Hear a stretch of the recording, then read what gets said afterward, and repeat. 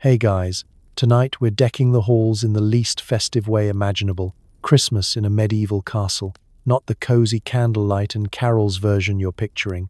I mean the real thing. Drafty stone walls, questionable meat, dozens of relatives you actively fear. This is a Christmas where the Yule log is bigger than your car, the wine is safer than the water, and someone in the corner is absolutely coughing in a way that feels ominous. So before you get comfortable, take a second to like the video and subscribe. But only if you actually enjoy this strange little corner of history we keep wandering into together. And drop a comment telling me where you're listening from and what time it is. Somehow, no matter where you are, it's always vaguely too late to be learning about medieval digestion. Now dim the lights, turn on a fan for that soft background hum, get comfortable, maybe pull the blanket up just a little higher. Because let's pause for a moment and ask some important questions. What did Christmas actually mean in a medieval castle? Was it peaceful or deeply stressful? Who was cooking, and were they okay? How many days did the feast last before it turned into a hostage situation? Did anyone actually enjoy themselves? Or was everyone just cold, drunk, and trying not to insult the wrong noble? And most importantly, would you survive it? Congratulations. You've just woken up in a medieval castle. It's Christmas. The year is somewhere in the 1300s. The stone walls are sweating. There's straw in your hair. And someone nearby is already yelling about geese. Welcome. You wake up not to soft music or excitement, but to the echo of footsteps on stone and the distant clatter of servants who have been awake since before dawn. Your bed is narrow. Your blanket smells faintly of sheep. And the room is so cold your breath feels like it's trying to escape without you. Christmas has arrived, but your body isn't convinced this is a good thing yet. You lie there for a moment, staring into the dimness, trying to remember why today is special. Then it hits you, Christmas, which, in theory, is a holy celebration of joy and generosity. In practice, it feels exactly like every other freezing morning. Except louder. Much louder. Somewhere beyond your door, a wooden bucket tips over. Someone mutters a prayer. Someone else is already arguing about geese. Your mattress, if it deserves that title, is a wooden frame with a sack of straw that has given up on being soft sometime last winter. Every movement produces a gentle crunch, like you're sleeping on a very judgmental salad. You shift slightly and immediately regret it, because the cold seeps in through the blanket, as if it's been waiting for this opportunity all night.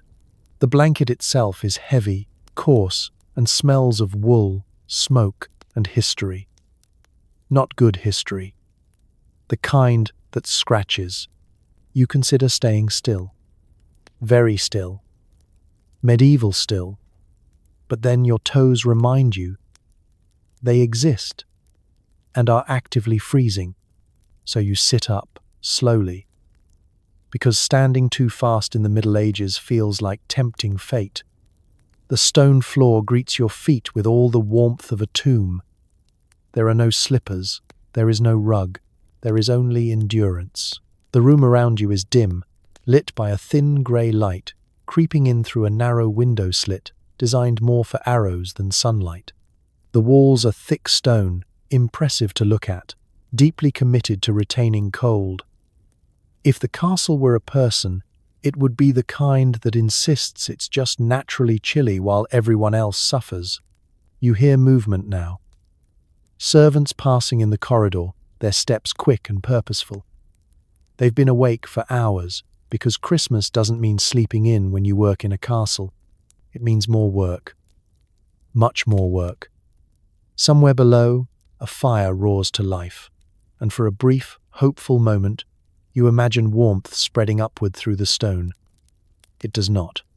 As you stand, you notice the smell. It's not unpleasant exactly, but it's layered. Smoke from last night's fires. Wool. Human beings who live very close to one another. And beneath it all, the faint promise of food. Roasting meat has a way of announcing itself early, drifting through hallways like a rumor you desperately want to believe. You stretch carefully, your joints protesting like they've already put in a full day of labor. You are not old, but you feel experienced. Medieval experience ages you faster.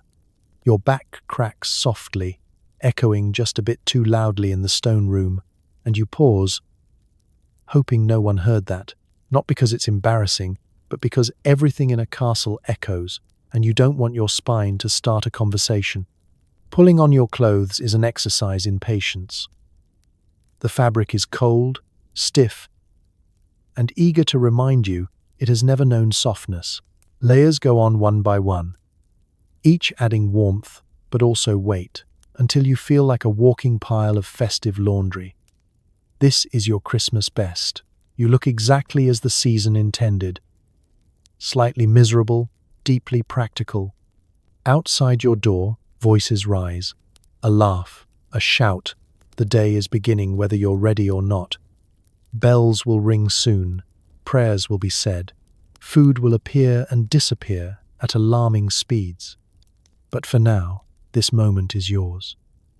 Standing in the cold, fully awake, fully aware that Christmas in a medieval castle doesn't start with magic.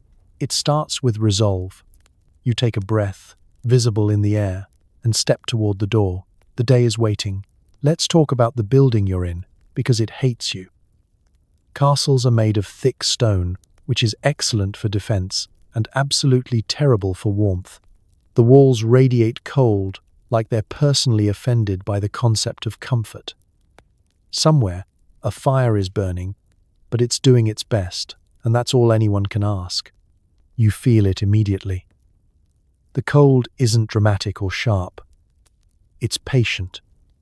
It seeps into your bones slowly, the way regret does, and settles there like it's signed a long-term lease. Stone doesn't just get cold, it remembers being cold. Even if a fire has been roaring all night, the walls absorb that warmth, nod politely, and then give absolutely none of it back. As you walk through the castle corridors, your footsteps echo endlessly. Not because the halls are grand, but because everything is hard, hollow, and determined to amplify your suffering. The ceilings are high, which looks impressive and feels useless.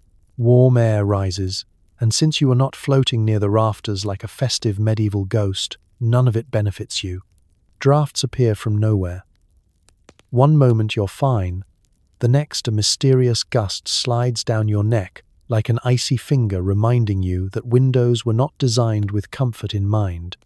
Most of them are narrow slits, covered with oiled cloth or wooden shutters, which block arrows beautifully and block cold not at all. Glass exists, technically, but it's rare, expensive, and never where you need it. You pass a wall so thick it could survive the end of civilization, and you can't help but admire it while resenting it deeply. These walls are several feet thick, built to withstand sieges, cannon fire, and angry neighbors. They are not built to care about your toes. Insulation, as a concept, has not yet arrived. The idea that you might want to be warm indoors year-round would sound dangerously soft to the people who designed this place. There are fires, of course, huge ones, impressive ones, fires that look like they should solve the problem. They do not. A fireplace warms exactly the space directly in front of it and nothing else. Stand too close, and you roast one side of your body like a Christmas goose. Step back 2 feet, and you're back in a meat locker. Medieval climate control is less about balance and more about choosing which extremity suffers today. The stone floors are another betrayal. No matter how many rushes, straw mats, or rugs you throw down, the cold rises up from beneath like it's alive. You can feel it through your boots, through your socks, through your optimism. The floor doesn't care that it's Christmas. The floor cares that it is stone, and that you are warm, which it finds unacceptable. Even the air feels different. Thick, heavy, tinged with smoke that never fully leaves. because chimneys are a suggestion, not a guarantee. The smoke helps keep pests away, which is nice, but it also means your eyes sting slightly all the time, as if the castle itself is judging you. You notice that everyone moves quickly, not because they're busy, though they are, but because standing still in a castle is a bad idea. If you stop moving, the cold notices. Servants know this. Guards know this. Even nobles know this, though they pretend not to. People pace, shift, and hover near fires, pretending it's casual. And yet, despite all of this, castles were considered luxury. This is the best housing available. These drafty stone fortresses are the height of medieval comfort and power. If you lived outside these walls, you'd be colder. Much colder. This place may hate you, but the world beyond it hates you more. So you endure. You pull your cloak tighter. You angle your body toward heat whenever possible. You learn which corridors are slightly less windy and which rooms are a lost cause. You develop opinions about fireplaces, strong ones. Because the castle isn't trying to kill you, it's just indifferent. And in the Middle Ages, indifference from your shelter is about the best you can hope for. It's time to put on your best clothes, which are still itchy, heavy, and smell like smoke. Layers upon layers of wool are draped over you until you resemble a festive laundry pile. This is formal wear.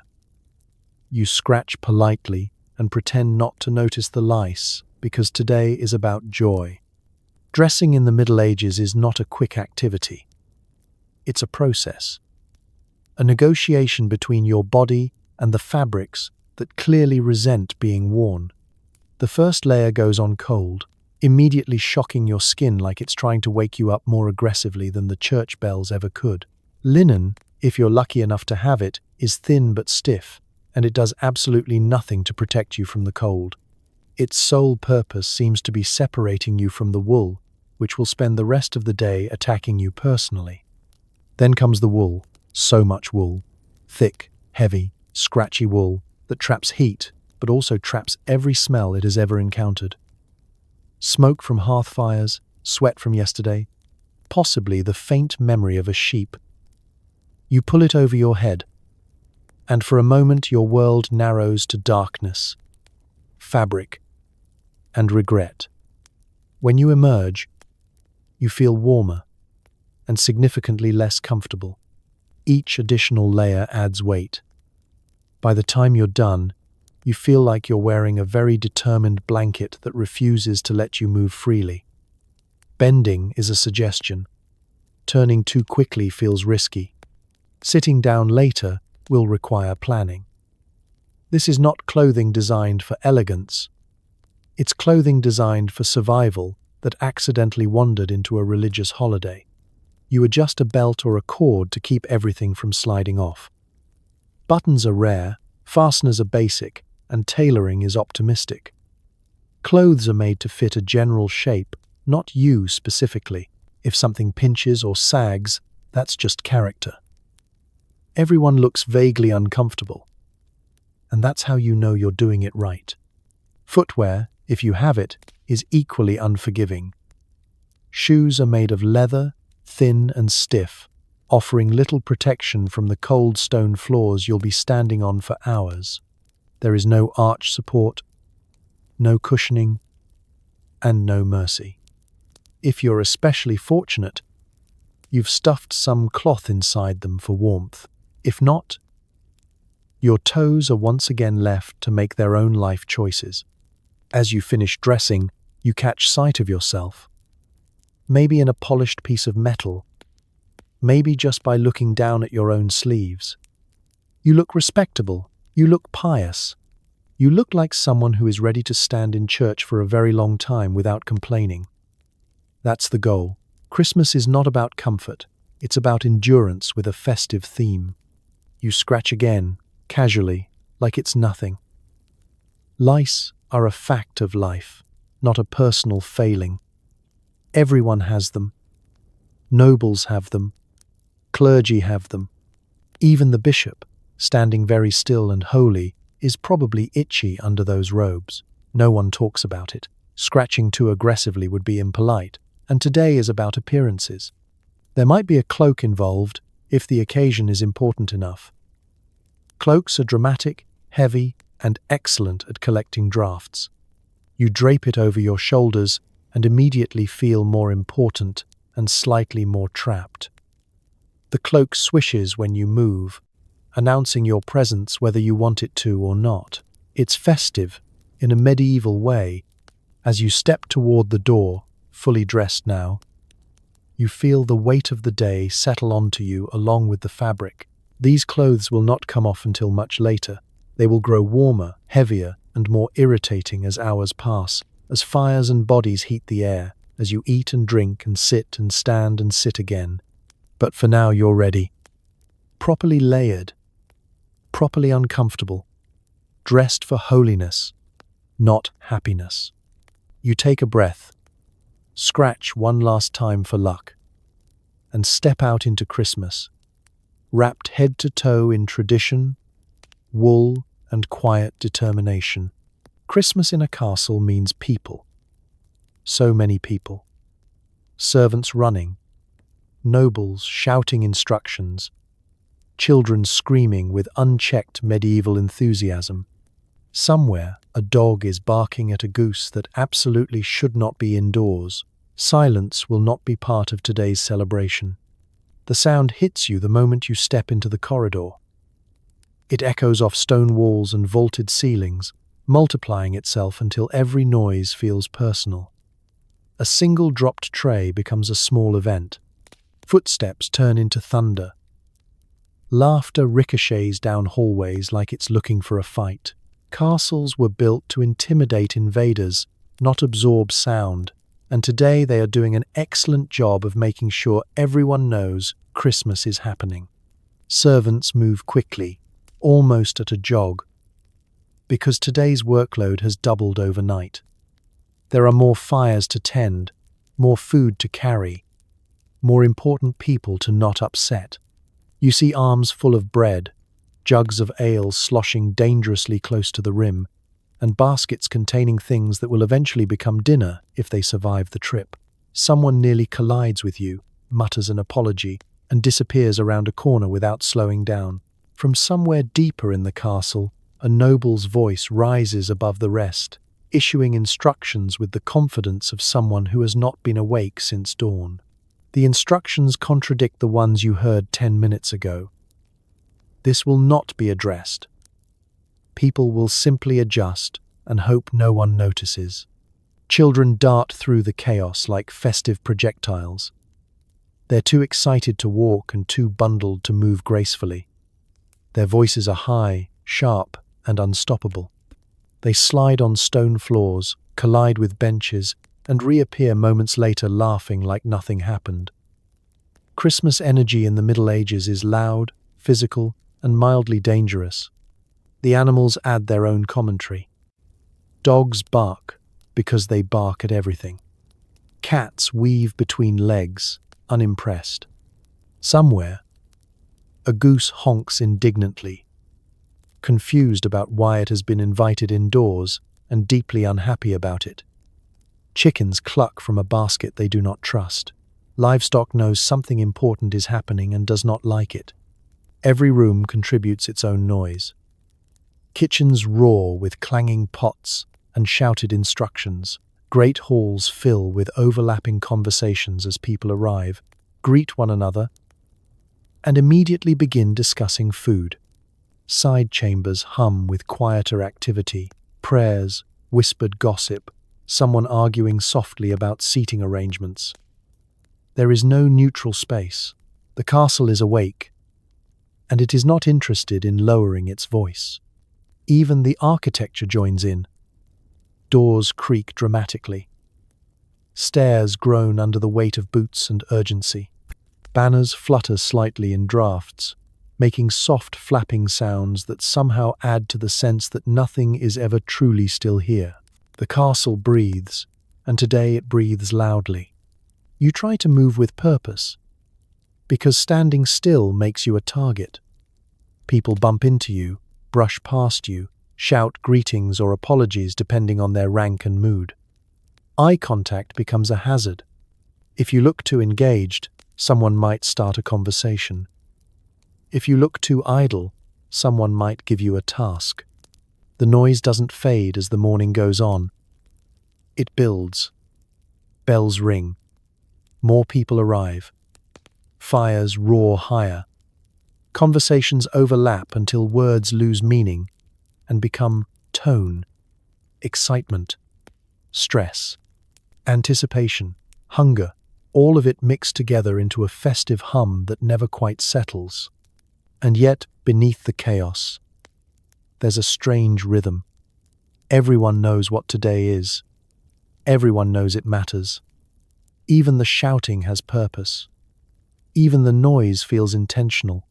This is celebration, medieval style, not quiet, not calm, but alive. You pause for a moment, surrounded by sound, and realize that this is Christmas here. Not silence, not peace. Just a castle full of people, all awake, all moving, all doing their best to make something meaningful happen before the cold claims the day. You take a breath, let the noise wash over you, and step back into it. You're offered breakfast, which is mostly bread, ale, and something boiled into submission. It's technically a feast day, so portions are generous, but flavor remains optional. You eat because it's polite, and because refusing food in the Middle Ages feels like tempting fate. The bread arrives first, it always does. Thick, dense slabs of it, cut unevenly and already hardening at the edges. This bread has seen things. It's made from coarse grains, maybe rye or barley, and possibly bulked up with something that was not originally meant to be food. You don't ask questions. You break off a piece and chew slowly. Because your teeth are precious and this bread has ambitions. Next comes the ale. Morning ale. Christmas morning ale. It's weak, cloudy, and faintly sour, but it's safer than the water, and that's what matters. You take a sip and feel the mild comfort of liquid that won't immediately betray you. Children drink it. Elders drink it. Everyone drinks it. Coffee has not been invented yet, and if it had, it would probably also taste like regret. Then there's the boiled thing. No one introduces it.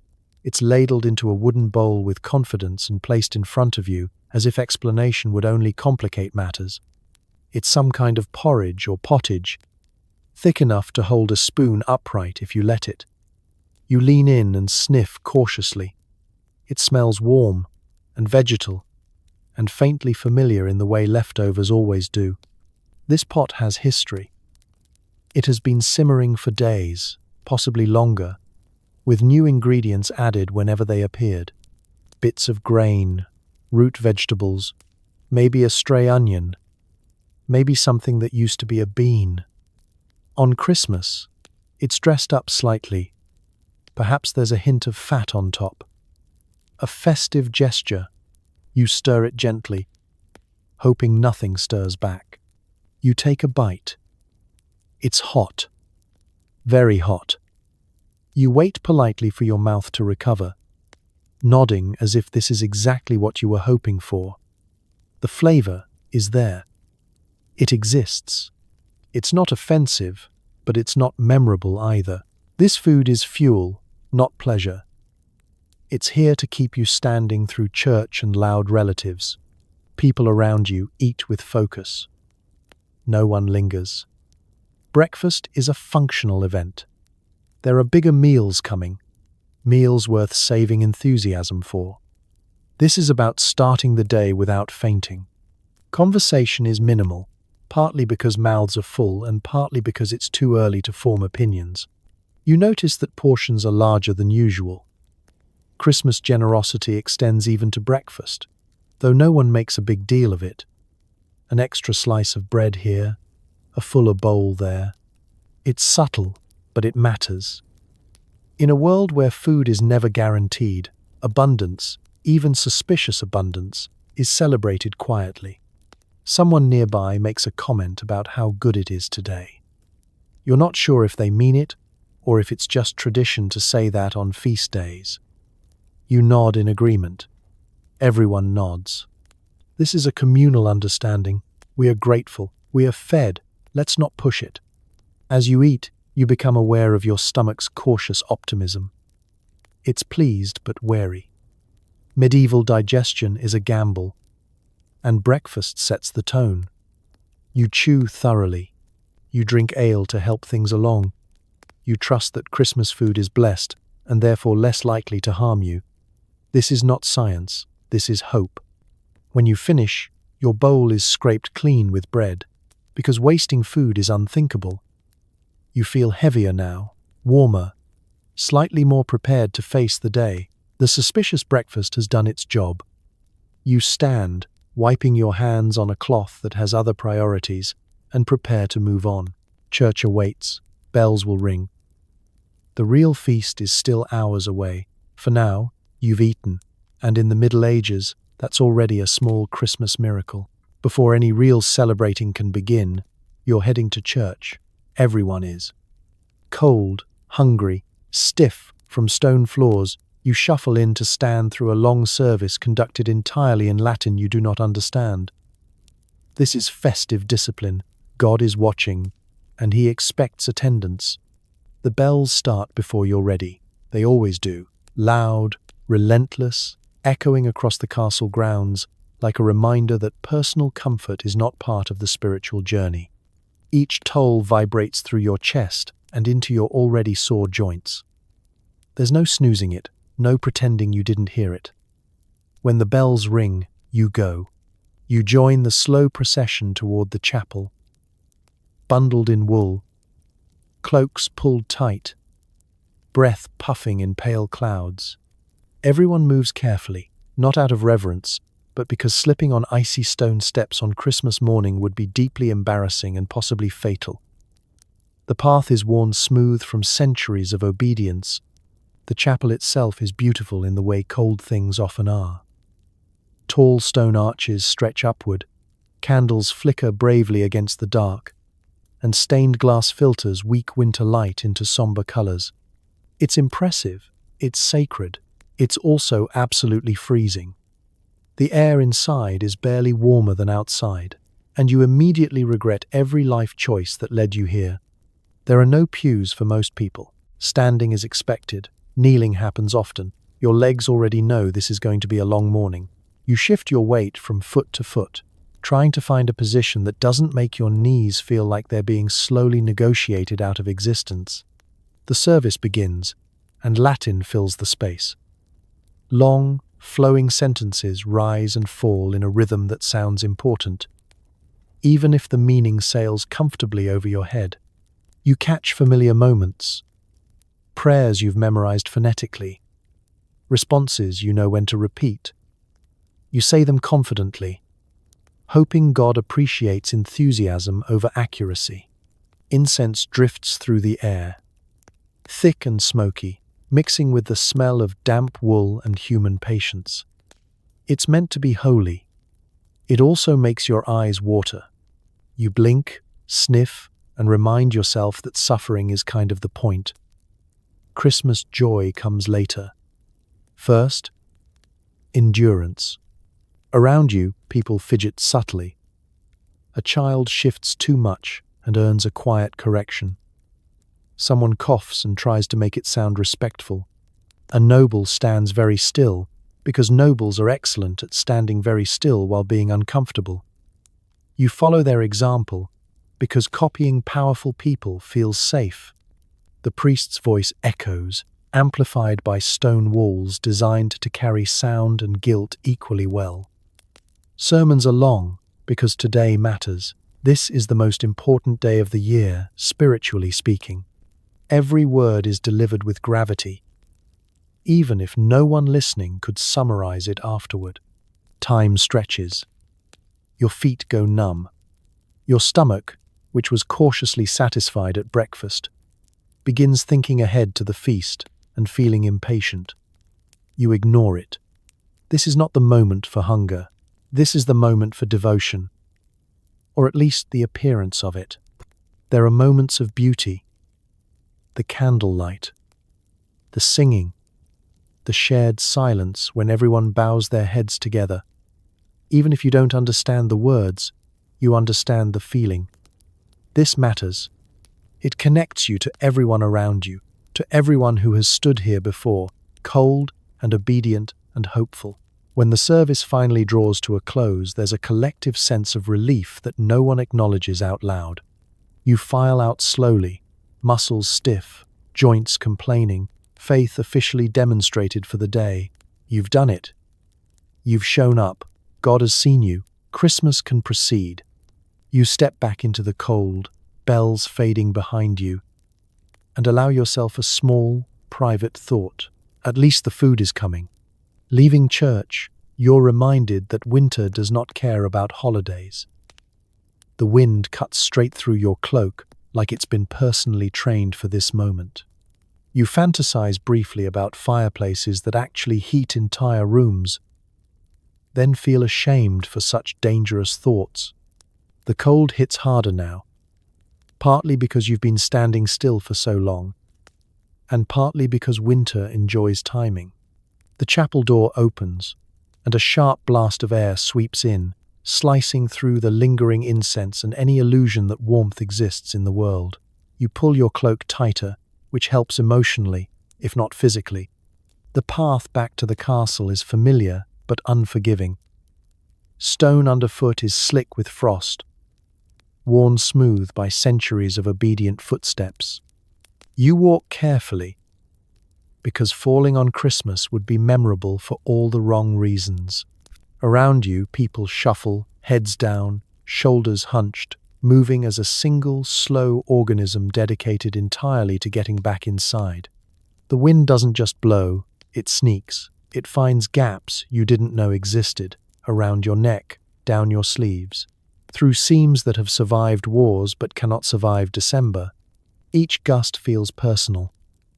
Like winter is offended you thought church would earn you a break. You hear sniffles, coughs, the soft rustle of wool rubbing against wool.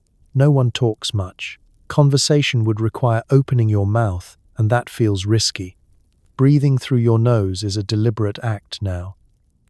Measured and cautious, like you're rationing air. For a moment, you let your mind wander. You imagine warmth that spreads evenly, rooms that don't punish you for existing near walls, floors that don't feel like they're actively draining your will to live. The fantasy is brief and immediately followed by guilt. Comfort on that level feels excessive, almost sinful. You tuck the thought away like contraband. The castle looms ahead, grey and solid against the pale winter sky. It looks imposing, permanent, and only slightly less cold than the outdoors. Smoke rises from chimneys and roof vents, thin and hopeful. Fires are burning. You can smell them faintly, and that alone gives you strength. As you draw closer, the sounds return, muffled voices, the clatter of activity. Life continuing, loud and stubborn, inside those walls. It's comforting in its own way. Noise means warmth. Noise means food is still being prepared. Noise means people are moving, and therefore alive. Your legs ache as you climb the final steps. Wool has grown heavier with moisture from your breath and the air. Your cloak flaps uselessly behind you, more ceremonial than effective. You're halfway numb and fully committed to never leaving a fire's vicinity again once you're back inside. Someone ahead of you slips slightly and recovers with dignity. No one comments. We all pretend not to see it. This is medieval etiquette. Survival with grace. At the entrance, there's a brief bottleneck as everyone funnels through doors not designed for large crowds in heavy clothing. Cold air fights its way inside with you, determined to see the place for itself. The door closes behind you with a solid thud that feels like victory. Inside, the temperature rises by a few precious degrees.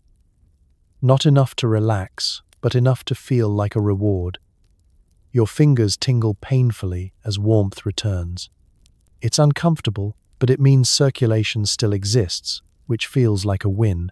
You pause just long enough to appreciate that you made it. Church is done. The walk is over. The worst of the exposure has passed. Ahead of you, the castle hums with anticipation. The feast is coming. Fires are waiting. And for now, at least, winter has been held at the door. You shake the cold from your shoulders, step fully inside, and rejoin the noise. Now we enter the heart of Christmas, the castle kitchen. It's hot, loud, smoky, and terrifying. Dozens of servants rush around open flames, massive pots, and sharp knives, all under intense pressure. Someone is yelling about spices like they're liquid gold, because they are. The heat hits you first, a sudden wall of warmth that feels almost aggressive after hours in the cold. Your face flushes instantly. Your glasses, if you had them, would fog. The air is thick with smoke and steam, carrying the scent of roasting meat, boiling broth, and burning wood. It's intoxicating and overwhelming, like walking straight into the inside of a very stressed oven. The noise is constant. Pots clang. Knives thud against wooden blocks. Orders are shouted, repeated, contradicted, and shouted again. No one whispers here. There is no time. Christmas waits for no one, especially not the kitchen. Every servant moves with purpose, weaving around one another in tight, practiced patterns that leave no room for hesitation or curiosity. You step carefully, because this floor is slick with spilled water, grease, and history. One wrong move, and you're either underfoot or on fire. People pass you carrying things that are dangerously hot and incredibly important. A spilled pot could ruin a dish. A ruined dish could ruin someone's mood. A ruined mood could ruin your standing. This is how kitchens work. The fires dominate the room. Open hearths roar along the walls, stacked with iron pots suspended over flames. Some are so large you could comfortably fit a child inside, which no one is suggesting. But the thought crosses your mind. Flames crackle and pop, sparks leaping upward as logs are fed into the inferno. Heat radiates outward unevenly, creating pockets of sweat and sudden relief as you move. At the center of the chaos are the cooks, faces flushed, hair tied back or covered, sleeves rolled up. These people are professionals. They know exactly what they're doing and are deeply annoyed by anything that gets in the way of doing it. Christmas magnifies everything. Portions are larger. Dishes are more elaborate. Expectations are higher. Mistakes are not welcome. Someone stirs a massive pot with a paddle that looks better suited for rowing a boat. Steam billows upward, fogging the room and making everything feel dreamlike. You catch a glimpse of what's inside, thick stew, dark and rich, with chunks of meat and vegetables disappearing beneath the surface. This is not subtle cooking, this is commitment. On nearby tables, ingredients are laid out with reverence. Bread stacked high, herbs chopped finely, onions in quantities that suggest someone will be crying for hours, and spices. Small, precious bundles of them, cinnamon, cloves, maybe even a pinch of pepper. These are handled carefully, measured with attention, because each grain represents money, trade routes, and status. Someone yells again about not wasting them, and everyone nods solemnly. The smell is incredible. Fat drips onto flames, sending up bursts of savory smoke. Herbs release their oils. The promise of the feast hangs in the air so thick you could almost chew it. Your stomach reacts immediately, loud enough that you hope no one notices. They're too busy. Everyone here is too busy. There's tension under the movement. This meal matters. The lord of the castle will eat this. Important guests will judge it. The reputation of the household rides on timing and taste. The kitchen carries that weight, sweating and swearing and pushing forward anyway. You realize that while the rest of the castle celebrates, this room works. Christmas joy, in its purest form, is labor, hard, relentless, skilled labor that turns raw ingredients into something worthy of ceremony. Eventually, you back away, careful not to disrupt the flow. The kitchen does not need observers, it needs space and fire and focus. As you leave, the heat fades, replaced by the familiar chill of stone halls. But the smell follows you, clinging to your clothes and your thoughts. The feast is coming. And now you know exactly how hard it's fighting to exist. Outside or in nearby rooms, the Christmas meal is still very much alive. Geese honk aggressively, pigs look nervous, and chickens are having a bad day. You make brief eye contact with a goose and immediately feel guilty, then hungry again. The animals know something is wrong. They may not understand Christmas, but they understand tension, and the air is thick with it. Geese strut and hiss like they're daring someone to make the first move. Pigs shift their weight and snort, sensing that today is not a normal day.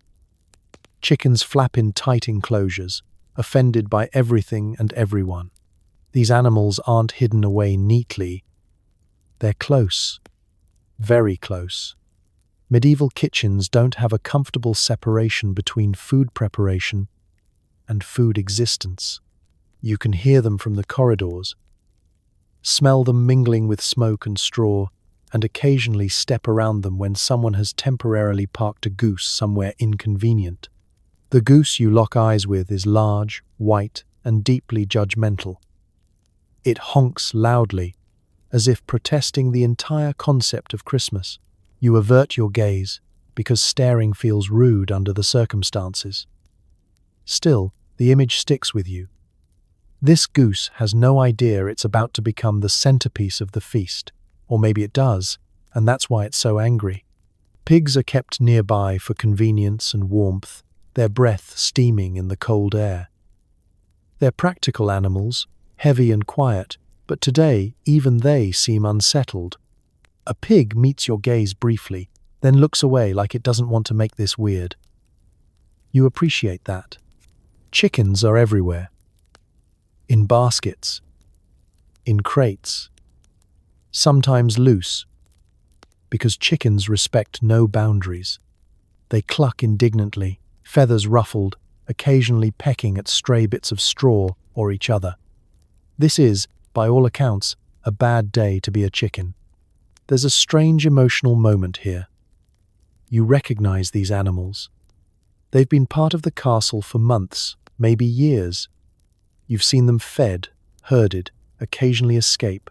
They are familiar. And now they are dinner. Medieval life does not encourage prolonged reflection on this fact. But Christmas has a way of slowing things down just enough for it to register. You feel a flicker of guilt. Brief. Manageable. Immediately followed by hunger. The human brain is efficient that way. Servants move among the animals with practiced calm. This is not their first Christmas. They handle geese carefully, avoiding beaks that could remove a finger if provoked. They soothe pigs with low voices. They collect chickens swiftly, because hesitation leads to chaos. The work is physical, messy, and deeply unglamorous. Feathers drift through the air.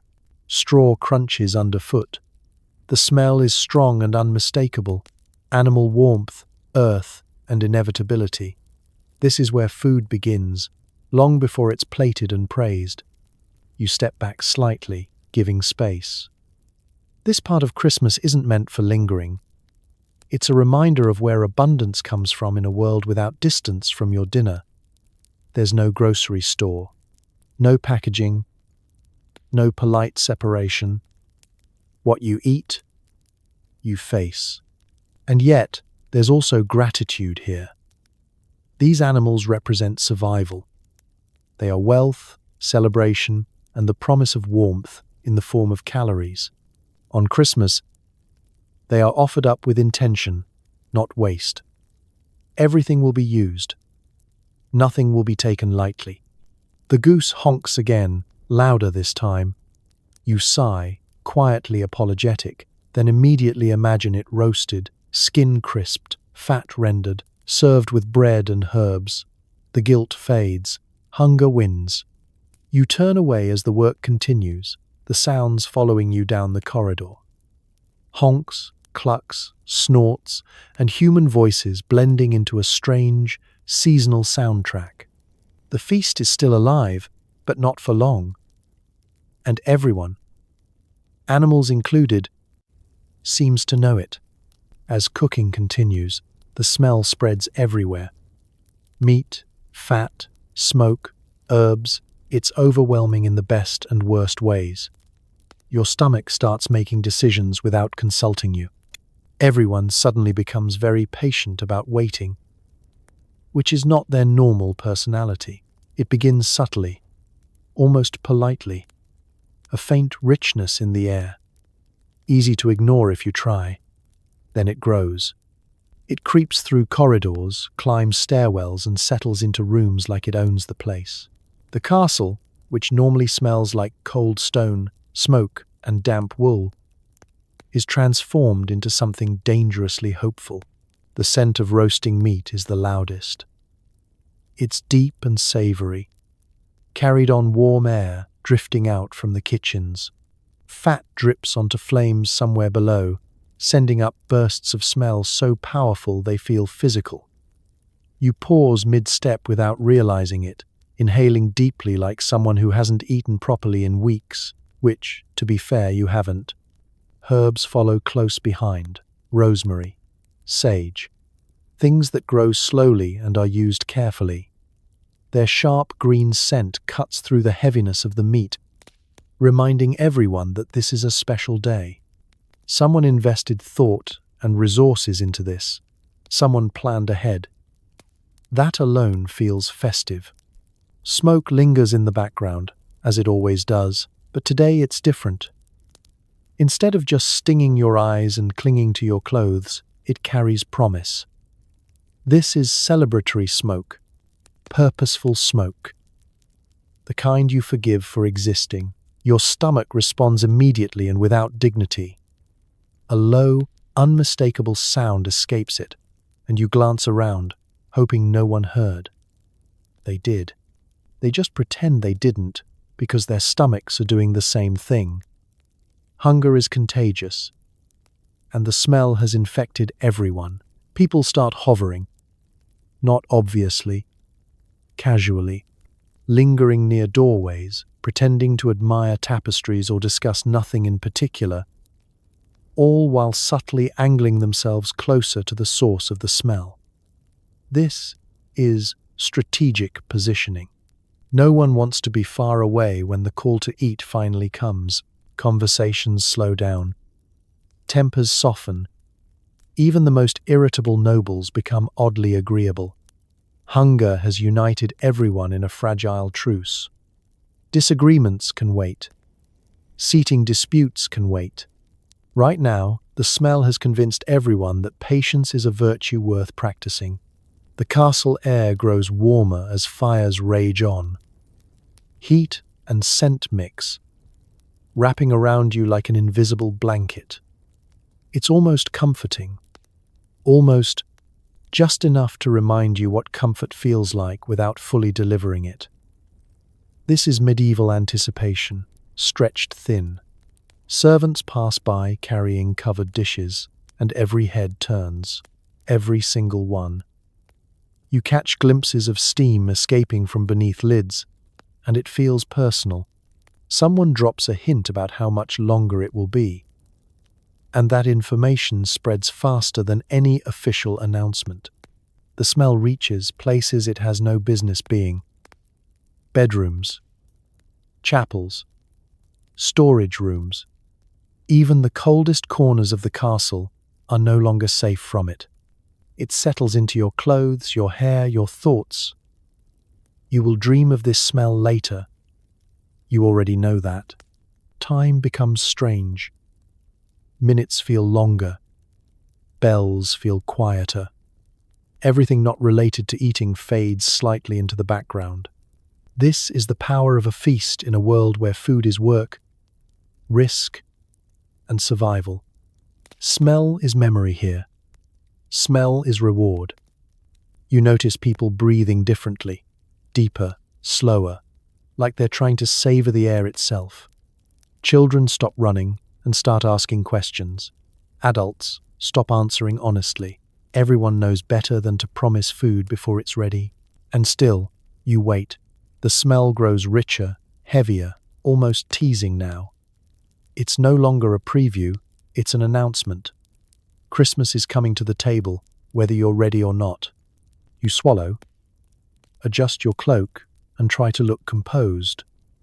Inside, your stomach has already seated itself and is tapping its fingers impatiently. The feast hasn't begun yet, but the castle already knows it will. The noble in charge finally appears, dressed in expensive fabrics and looking deeply satisfied with existence.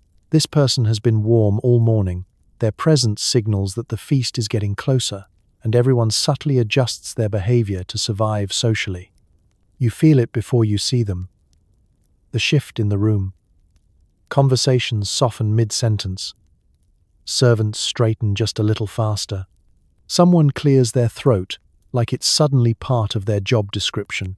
Power has entered the space, and it's wearing velvet. The Lord moves slowly, deliberately, as if time itself is something they own. Their clothes are layered too, but in a very different way than yours. Rich fabrics, deep colors, fur that looks soft instead of defensive. Everything fits properly. Nothing scratches. This is what warmth looks like when it has money. They smile broadly. Because this is their day as much as it is anyone's. Christmas is a chance to display generosity, authority, and success all at once. A full table reflects well on leadership. A happy household means loyalty. A well-fed castle is a stable castle. This entrance is not accidental. It's theatre. You bow, or nod, or perform whatever gesture is appropriate to your position, hoping it lands correctly. Too much enthusiasm looks suspicious. Too little looks disrespectful. You aim for polite awareness. This is a skill you've learned over time. The Lord greets people by name or by approximation, which still feels impressive. A few compliments are handed out like gifts. Someone laughs a little too hard, someone else blushes. The hierarchy settles itself neatly into place. Everyone reassured of where they stand. Behind the Lord trails a small orbit of important people, family members, favored guests, advisors who look like they've already eaten something better than breakfast. They radiate confidence and warmth, figuratively and literally. You suspect they passed several fires on the way here and paused at each one. The room feels fuller now, even though no one new has technically arrived. Attention gathers. Eyes follow movements. People stand straighter without fully realizing they're doing it. This is leadership by presence. The Lord doesn't need to announce that the feast is near. Everyone knows. A brief exchange happens between the Lord and a senior servant. A nod. A quiet word. Something important has been confirmed. The kitchens are nearly ready. This information ripples outward invisibly, and morale lifts instantly. The Lord laughs at something, an easy, confident sound, and the tension drops just enough to breathe. This is a good sign. A relaxed Lord means a pleasant feast. A tense one means long speeches, strict manners, and possibly less wine. You notice how differently people behave now. Conversations become more formal, complaints disappear. Everyone remembers their best self.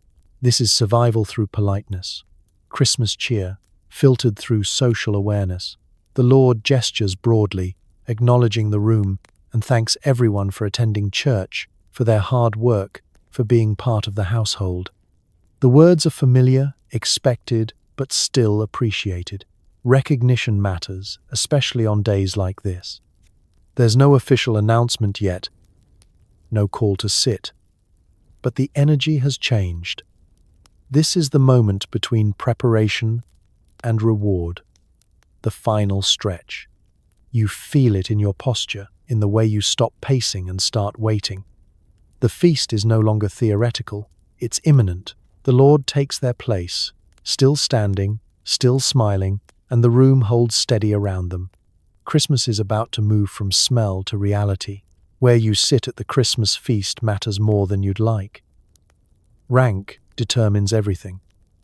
Being seated too far down the table is an insult. Being seated too close is dangerous. You smile, nod, and hope no one has opinions about your posture. The tables are long, heavy, and already arranged with terrifying precision. Benches line them like invitations and warnings all at once. There is no casual seating here, no grabbing a chair and seeing how it feels. Every place has been decided in advance, either by careful planning or by tradition older than memory. And everyone knows where they are supposed to go. You scan the room subtly, trying to spot someone of similar rank. This is not about companionship. It's about survival. Sit too high and you look arrogant. Sit too low and you look forgotten. Both are bad. The safest position is slightly uncomfortable but socially invisible. The Lord's table is at the head of the hall, elevated just enough to remind everyone who matters most. Closest to them are family members and honored guests, people whose names are said carefully and whose opinions carry weight. Their seats are soft, their portions generous, their lives relatively stable. As you move down the table, status declines inch by inch. The food will be the same, mostly, but the attention will not. People seated further away receive less eye contact, fewer comments, and a stronger draft from the door. This is not accidental. Architecture and hierarchy work together beautifully here. You approach your assigned place, heart rate slightly elevated, hoping no one has decided it's wrong. Someone nearby hesitates, then moves on. Good sign. You are where you belong, or at least where no one objects. You sit carefully, smoothing your clothes, aware that posture is being assessed. Sitting too casually looks disrespectful. Sitting too stiff looks suspicious. You aim for attentive humility. This is an art form. Around you, people settle in with forced ease. Greetings are exchanged. Compliments about clothing are offered and received like diplomatic treaties. Everyone is very polite. This is the most dangerous phase of the meal, when nothing has gone wrong yet. You notice small shifts. Someone has been seated one place lower than last year and is pretending not to care. Someone else has moved up and is pretending they deserve it. These things are noted. Christmas feasts have long memories. Servants move between tables, making final adjustments. A bench is nudged. A cup is placed. Someone is quietly redirected to another spot with a kind of apology that carries no real sympathy. This is all part of the system. You become very aware of your neighbors. Who you sit next to matters almost as much as where. A talkative neighbor could be a blessing or a curse. A silent one could be peaceful or judgmental. You exchange polite nods, silently agreeing not to cause problems. The hall fills with low conversation, a controlled murmur that echoes softly off stone walls. Fires crackle, candles flicker. The tension is palpable, like everyone is holding their breath together. You rest your hands on the table, careful not to fidget. You have survived the seating. This is a victory worth acknowledging privately. Somewhere at the head of the hall, the Lord prepares to signal the start of the feast. You straighten just a bit more, ready for whatever comes next, because at this table, your seat isn't just furniture, it's a statement. Food arrives in waves. Whole animals, massive trenches of bread, bowls of stew that could drown a man. This is not portion control, this is a statement. You eat slowly, knowing this might be the best meal you'll have all year. Possibly your entire life. The first course doesn't ease in. It announces itself. Servants emerge in a procession, carrying platters so heavy they require teamwork and concentration. Steam rises from the dishes like a blessing. The smell that's haunted the castle all day finally becomes real, and the room collectively leans forward. Bread hits the table first, thick slabs arranged like building materials. This bread is meant to be handled, torn, used. You break off a piece and set it aside, because bread here is more than food. It's a utensil, a sponge, a strategy. Then the meat arrives. Roasted birds, skin browned and glistening, presented whole as if to remind everyone what abundance looks like. A pig is carried in, its presence commanding silence for a brief moment. This is not subtle dining. This is spectacle. Bowls of stew follow, dark and rich, ladled generously. Someone nearly spills one and recovers heroically, earning quiet appreciation. The stew smells like patience and effort. Layers of flavor built slowly over time. You watch it slosh gently as it's set down, already planning your approach. You begin carefully. A bite of meat, a dip of bread, a sip of ale. You pace yourself, because this feast is not a sprint. It's a marathon, and you respect it. Eating too fast is risky. Eating too slow is also risky. You aim for steady gratitude. Around you, the hall fills with sound, chewing, laughter. The low hum of conversation rising as people relax. The tension from earlier dissolves into something warmer. Faces soften, shoulders drop. This is what food does. Hands replace forks, grease replaces manners. Bones are passed, set aside, or claimed without comment. You wipe your fingers on bread or cloth, whichever is closer and less important. This is not a place for delicacy. More dishes appear before you finish the first.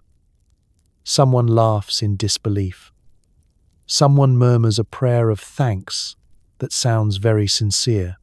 The Lord's generosity is on full display, and everyone understands the message. The household is strong, the year was good enough, and tonight there is plenty. You take another bite and close your eyes briefly. The flavor is real. Salt, fat, herbs, things you don't taste often, layered together. It's grounding. It reminds you what effort tastes like. Wine and ale flow more freely now. Cups are refilled without asking. Conversations grow louder. Stories begin to repeat. Someone makes a joke that lands well. Someone else makes one that doesn't and pretends it did. You watch people eat with intention. No one wastes food. Even amid excess, there's respect. Bones will be boiled later. Bread will soak up every drop. Leftovers will be guarded like treasure. This feast is generous, not careless. You feel full sooner than expected, but you keep going, slowly, thoughtfully. This isn't indulgence for its own sake. It's survival banking. Calories stored for colder days. As the courses continue, you lose track of how many there have been. Meat, stew, bread. Something sweet appears briefly and disappears faster. You stop questioning it. By the time you pause, hands resting on the table, stomach warm and heavy, you realize something important. This isn't just eating, this is proof. Proof that for one night, at least, there is enough. Wine and ale flow freely, because water is still untrustworthy.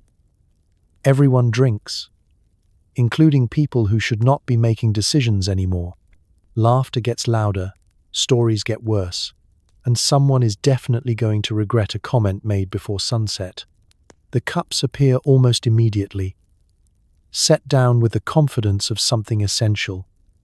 No one questions it. Water exists, technically, but it's a gamble, and Christmas is not the day to test fate. Ale is safer. Wine is celebratory. Both are everywhere. You lift your cup and take a careful sip. The ale is weak, cloudy, and slightly sour, but it does its job. It's warm enough to be comforting and mild enough that you can drink it all day without collapsing immediately. Wine, when it comes, is stronger, darker, and treated with a little more respect. It's poured less often, but more enthusiastically. Drinking here isn't just indulgence, it's practical. Alcohol kills things water cannot. It warms you. It relaxes you. It makes sitting on a hard bench for hours feel like a choice. Everyone understands this. Even the children get watered-down versions because dehydration and despair are worse options. As the cups are refilled, the volume in the hall rises. Conversations overlap. Laughter echoes. People lean closer, voices dropping or rising depending on how brave they feel. The edge of formality softens, though it never fully disappears. Rank still matters, it just matters louder now. You feel it too. A gentle warmth spreading through your chest, easing the stiffness in your shoulders. The itch of wool becomes less urgent. The cold, still present, feels less personal. You take another sip and think, briefly, that this might be your favorite part of Christmas. Stories begin. Not good ones, long ones, rambling ones. Someone recounts a hunting tale that grows more impressive with every retelling. Someone else interrupts with a story that starts halfway through and never quite finds the point. Everyone listens anyway, because the alternative is silence. And silence feels awkward now. Laughter erupts at odd moments, not always where it should. A joke lands late. A remark that might have been polite earlier is now suspiciously honest. You smile carefully, monitoring your own words. Because alcohol is generous with confidence, but stingy with consequences. Servants move through the hall refilling cups, stepping around feet and benches with practiced ease. They see everything. They remember everything. Tomorrow, they will know exactly who drank too much and who said something regrettable. This knowledge is power. Someone nearby leans in and whispers something conspiratorial. You nod as if it makes sense. It doesn't, but that's fine. Christmas drinking is not about clarity, it's about momentum. The Lord raises a cup at some point. A toast is made. Everyone lifts their drink, some spilling slightly in the process. The words are familiar. Gratitude, blessings, prosperity. You drink when everyone else drinks, because that's how you stay included. Time blurs. Cups empty and fill again. The room grows warmer, louder, more alive. Someone sings a line of a song and stops. Someone else finishes it badly. Applause happens anyway. You take a moment to check in with yourself. You're warm, you're fed, you're a little light-headed. This feels dangerous but pleasant, like leaning too far back in a chair that hasn't collapsed yet. As the afternoon wears on, you know one thing for certain. This many drinks, combined with this many opinions, will absolutely produce consequences. But for now, the cup is full, the hall is loud, and Christmas is flowing freely. Hands replace forks, grease replaces napkins. Bones are discarded wherever gravity allows. You do your best to appear refined while gnawing on meat like an animal that has seen things. This is normal. This is Christmas. There are utensils, technically. Knives exist, sharp and personal, used mostly for carving and occasionally for emphasis during a story. Forks, however, are rare and viewed with mild suspicion. Fingers are the primary tools, and everyone accepts this without comment. You tear bread, grasp meat, and wipe your hands as discreetly as possible on cloth that has already given up. Grease is everywhere. It coats fingers, lips, and the edges of cups. It glistens on tabletops and drips onto bread like it's meant to be there. You lick your thumb once, realize you've been seen, and immediately pretend it was a strategic move. No one judges you. They are too busy doing the same thing. Bones pile up quickly. Chicken bones, goose bones. Mysterious bones you don't remember receiving but now have anyway. They're set aside on plates, trenchers, or directly onto the table if space runs out. Occasionally one falls to the floor, and no one reacts. Someone's dog takes this as an invitation. You attempt restraint. Small bites. Slow chewing, polite pauses. This works for about 5 minutes. Then the food asserts itself. The meat is tender, flavorful, and demands attention. You lean in, hands engaged, and abandon dignity in favor of efficiency. Conversation continues around full mouths. Words are punctuated by chewing and swallowing. You learn to listen for tone rather than clarity. Someone laughs mid-bite and nearly regrets it. Someone else wipes their mouth with the back of their hand and keeps talking. There are rules, but they are flexible. Don't reach across someone important. Don't take the last piece unless offered. Don't comment on how much someone is eating. Everything else is negotiable. This is not about refinement. It's about shared experience. You notice how everyone looks more relaxed now. The stiffness from earlier has melted away. Posture softens. People lean back, elbows on tables, telling stories with their hands. Food has done its job. Servants pass by clearing bones and replacing trenchers. Bread that once served as a plate is now soaked with sauce and grease. It will be eaten later or fed to animals. Nothing is wasted. Everything has a second purpose. You catch yourself enjoying the mess, the freedom of it. There's something grounding about eating this way, about not pretending food is anything other than what it is. Fuel, celebration, survival. At one point, you realize you're holding a bone in one hand and a cup in the other, listening intently to a story you've already heard twice. This feels right. This feels like Christmas. Someone across the table burps quietly and apologizes. The apology is waved away. It happens again, louder, and this time it earns laughter. Boundaries are soft now. You wipe your hands again. Noticing the cloth is no longer effective, you stop caring. Everyone smells like smoke, meat, and wine anyway. Cleanliness has lost the argument. As the meal continues, you find a rhythm. Eat, drink, listen, laugh, wipe hands, repeat. Time stretches comfortably. This isn't chaos, it's controlled informality. A break from the rigid structure of everyday life, sanctioned by the calendar and blessed by abundance. You look down at the table, at the bones, the crumbs, the stains, and realize something quietly comforting. This is what celebration looks like when survival is the baseline. Messy, honest, shared. After eating, entertainers arrive.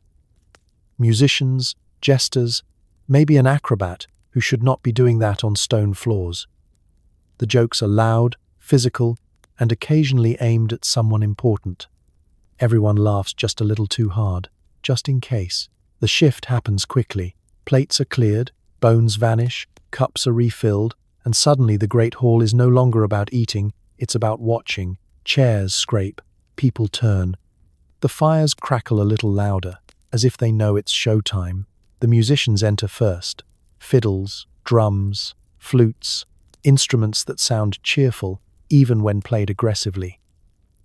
The music is loud, rhythmic, and impossible to ignore. It echoes off the stone walls and settles into your chest, vibrating there like a second heartbeat.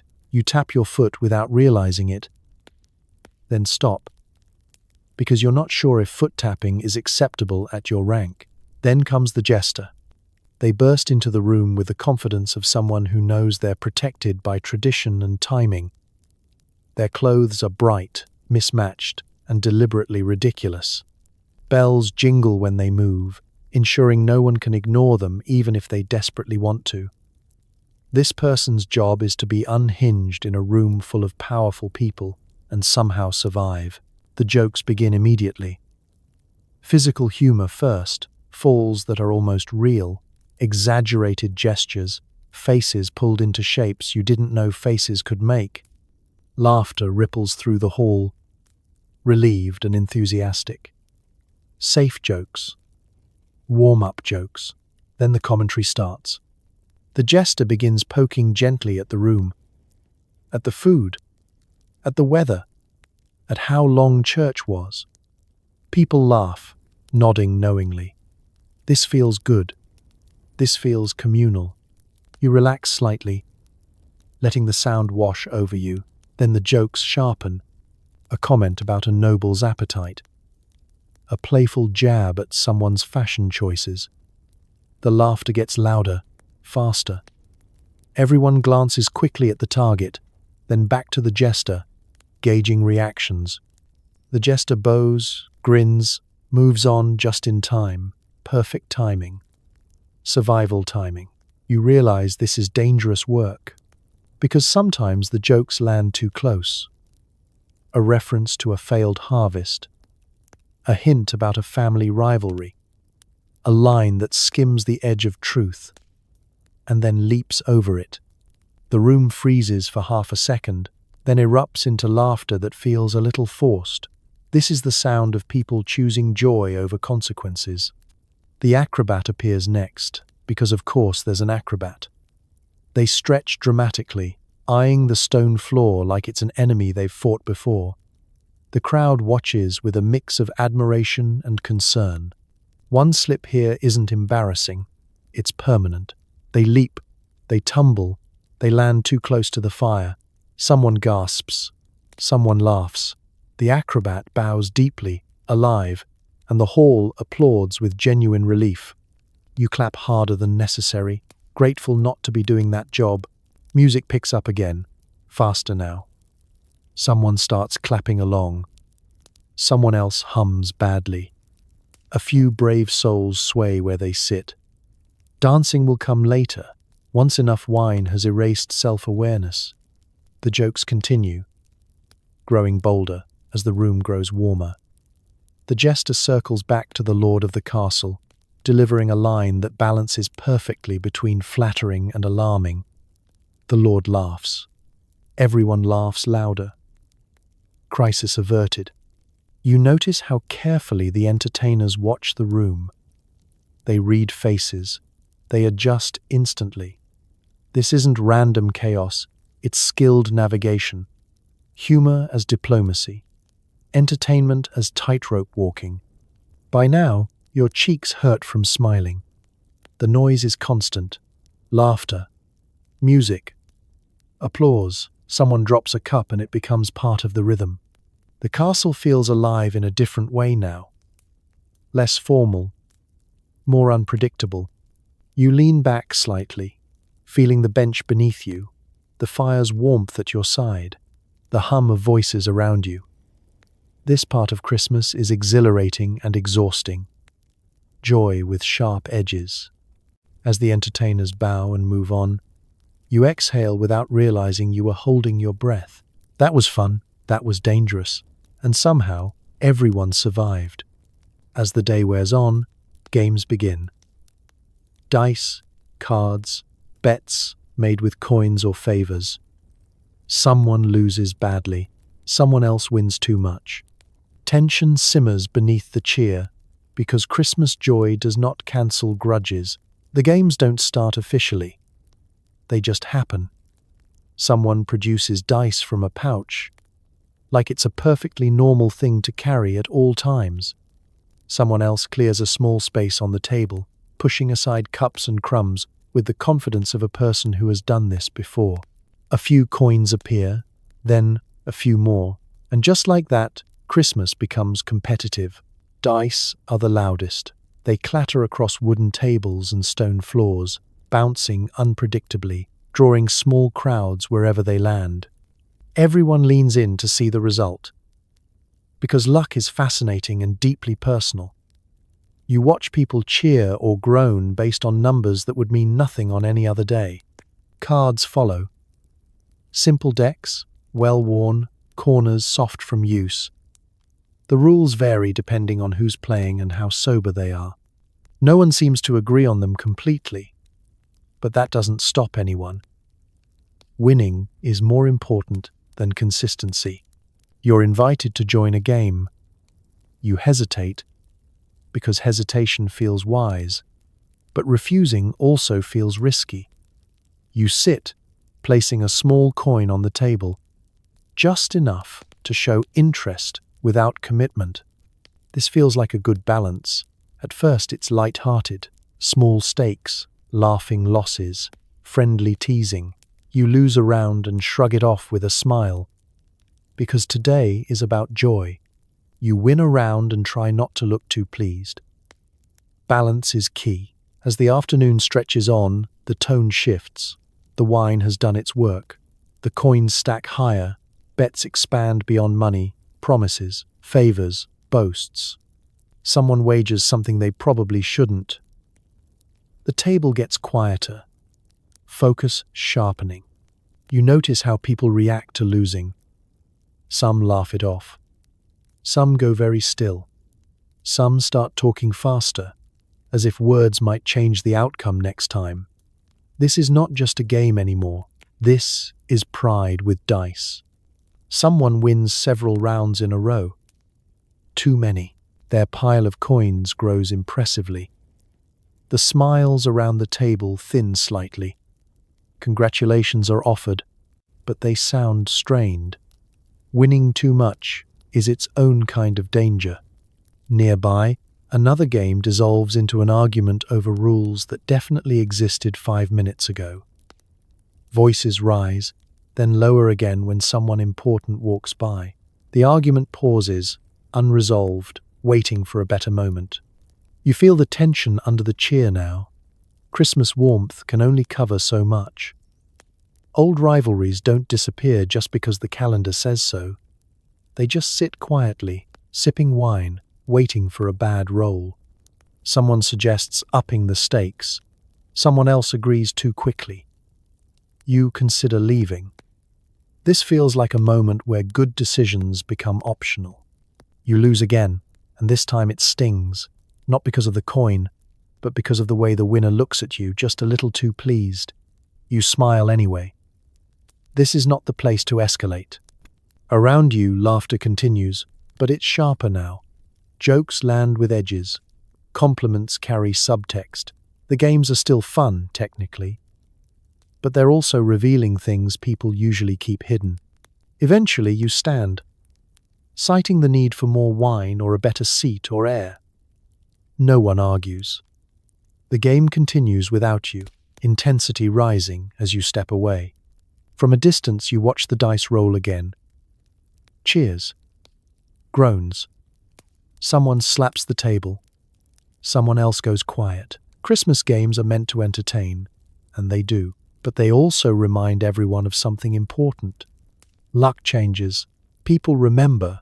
Night falls early, and the castle transforms. Torches flicker, shadows stretch, and the cold creeps back in. Fires are stoked, cloaks pulled tighter, and conversations grow quieter and stranger. This is when secrets feel heavier. The light changes first. Daylight fades through narrow windows until it disappears entirely, replaced by torchlight and fireglow. Everything becomes softer and more dramatic at the same time. Faces half-lit, corners deep with shadow. The castle no longer feels like a place of activity. It feels like a place of memory. The warmth from the feast lingers, but it's temporary. As people stop moving as much, the cold begins its slow return. You pull your cloak tighter around your shoulders, aware again of how thin the barrier really is. Fires are fed fresh logs, sparks leaping up like they're fighting back against the dark. The noise level drops, not all at once, but gradually. Laughter becomes more selective, music softens. The wild energy of earlier hours settles into something lower, steadier. People cluster closer together now, drawn toward heat and familiarity. Torches line the walls. their flames flickering and casting shadows that stretch and shrink unpredictably. Every movement feels slightly exaggerated. Someone passes behind you and their shadow seems to follow longer than it should. You tell yourself that's just the light. Probably. Conversations change tone. Earlier, people talked to be heard. Now they talk to be close. Voices lower. Words slow down. Stories become more personal, more reflective, or more dangerous depending on who's speaking. This is when confidences slip out alongside the last of the wine. You overhear fragments as you move through the hall. A quiet complaint about a neighbor. A half-finished story about something that happened years ago. A whispered plan that may or may not ever happen. The castle absorbs it all. Stone walls holding secrets the way they hold cold. The fire becomes the center again. People gather around it, hands extended, backs turned to the drafty edges of the room. Faces glow orange and gold in the shifting light. This is where the night feels safest, even if the heat only reaches one side of your body at a time. Some people grow tired now. The weight of the day settles in. Heavy food, heavy drink, heavy air. Yawns are stifled politely. Someone dozes briefly, head dipping forward before snapping back up. No one comments. It happens. Others grow more alert, energized by the darkness. This is their hour. They lean in closer, voices barely above whispers, eyes sharp. Plans are made here, alliances tested. The night encourages honesty. Or at least the illusion of it. You feel it too. A shift inward. The sense that the world outside the castle has disappeared entirely. Just stone, fire, and people now. The outside cold presses against the walls, but inside, life continues stubbornly. Footsteps echo differently at night. Louder, longer. Every sound feels like it carries meaning. You find yourself turning at noises you'd ignore during the day. The castle is awake in a quieter way now, listening. As the hour deepens, the fire crackles steadily. Shadows dance. The smell of smoke grows stronger again, settling into clothes and hair. You know you'll carry this night with you, in scent, if nothing else. The castle after dark doesn't feel festive in the loud sense. It feels intimate, charged, a place where stories end and begin. You sit, hands wrapped around a cup that's gone lukewarm, watching the flames. Christmas has moved into its quieter half. The feast may be ending, but the food isn't gone. Leftovers are carefully managed, salted, stored, and guarded. This isn't indulgence anymore, it's survival planning. Christmas feeds you now and hopefully later. As plates empty and people lean back, satisfied and heavy, the real work quietly begins. The shift is subtle, the joy remains, but practicality steps forward. Because in the medieval world, food doesn't stop mattering just because you're full. In fact, that's when it matters most. Servants move with purpose, gathering what remains from the tables. Bones are collected, not discarded. Grease-soaked bread is set aside. Half-eaten cuts of meat are wrapped carefully in cloth. Nothing is wasted. Every scrap represents warmth, strength, and one less hungry day in the future. You notice the change in mood. Earlier, abundance felt celebratory. Now it feels serious. Christmas generosity has limits, and everyone knows winter is long. The leftovers are not an afterthought, they're a plan. Large cuts of meat are carried away first, destined for salting rooms or cool storage. Salt is rubbed in generously, preserving what can be preserved. This process is ancient, practiced, and essential. Salt is expensive, but hunger is worse.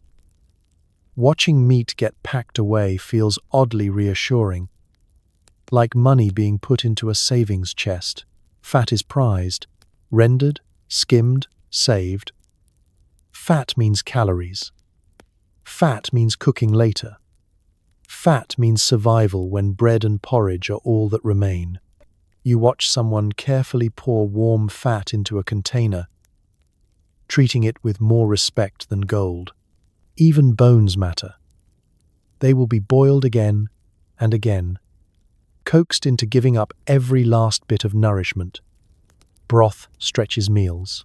Broth comforts. Broth keeps people alive when options are thin. You overhear quiet conversations about how long things will last, who will get what needs to be eaten first. This is logistics disguised as housekeeping.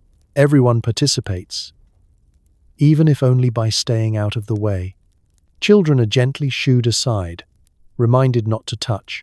Not now. Not this food. They grumble, but they understand. Leftovers are not snacks, they're insurance. The atmosphere is calmer now. The rush has passed. The smell of food lingers, but it's less aggressive. Fires burn lower, people talk more softly. The feast has shifted from performance to preservation. You realize how different this is from modern indulgence. There's no vague promise of leftovers forgotten in the back of a cold place. These leftovers are planned, accounted for, watched. They will be portioned carefully in the days ahead, stretched thoughtfully, used wisely. Someone jokes about hiding a piece for later. The joke lands because everyone knows it's half true. Food security is not abstract here. It's daily, physical, immediate.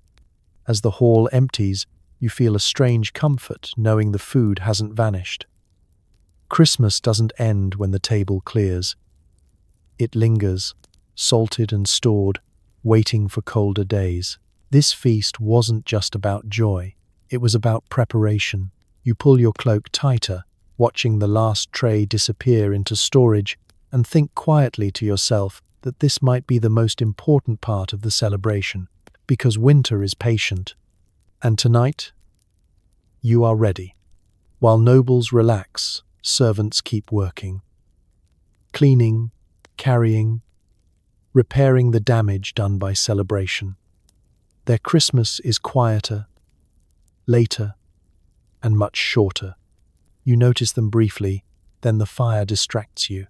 As the feast winds down for you, it ramps up for them. Plates may be empty, but the hall is a battlefield of crumbs, grease, spilled wine, and abandoned bones.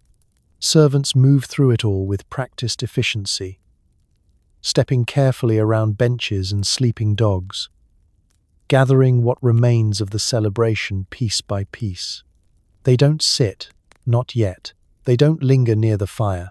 They pass it quickly, absorbing a second or two of warmth before moving on. There are floors to sweep, tables to clear, fires to tend, and leftovers to secure before anything resembling rest can happen.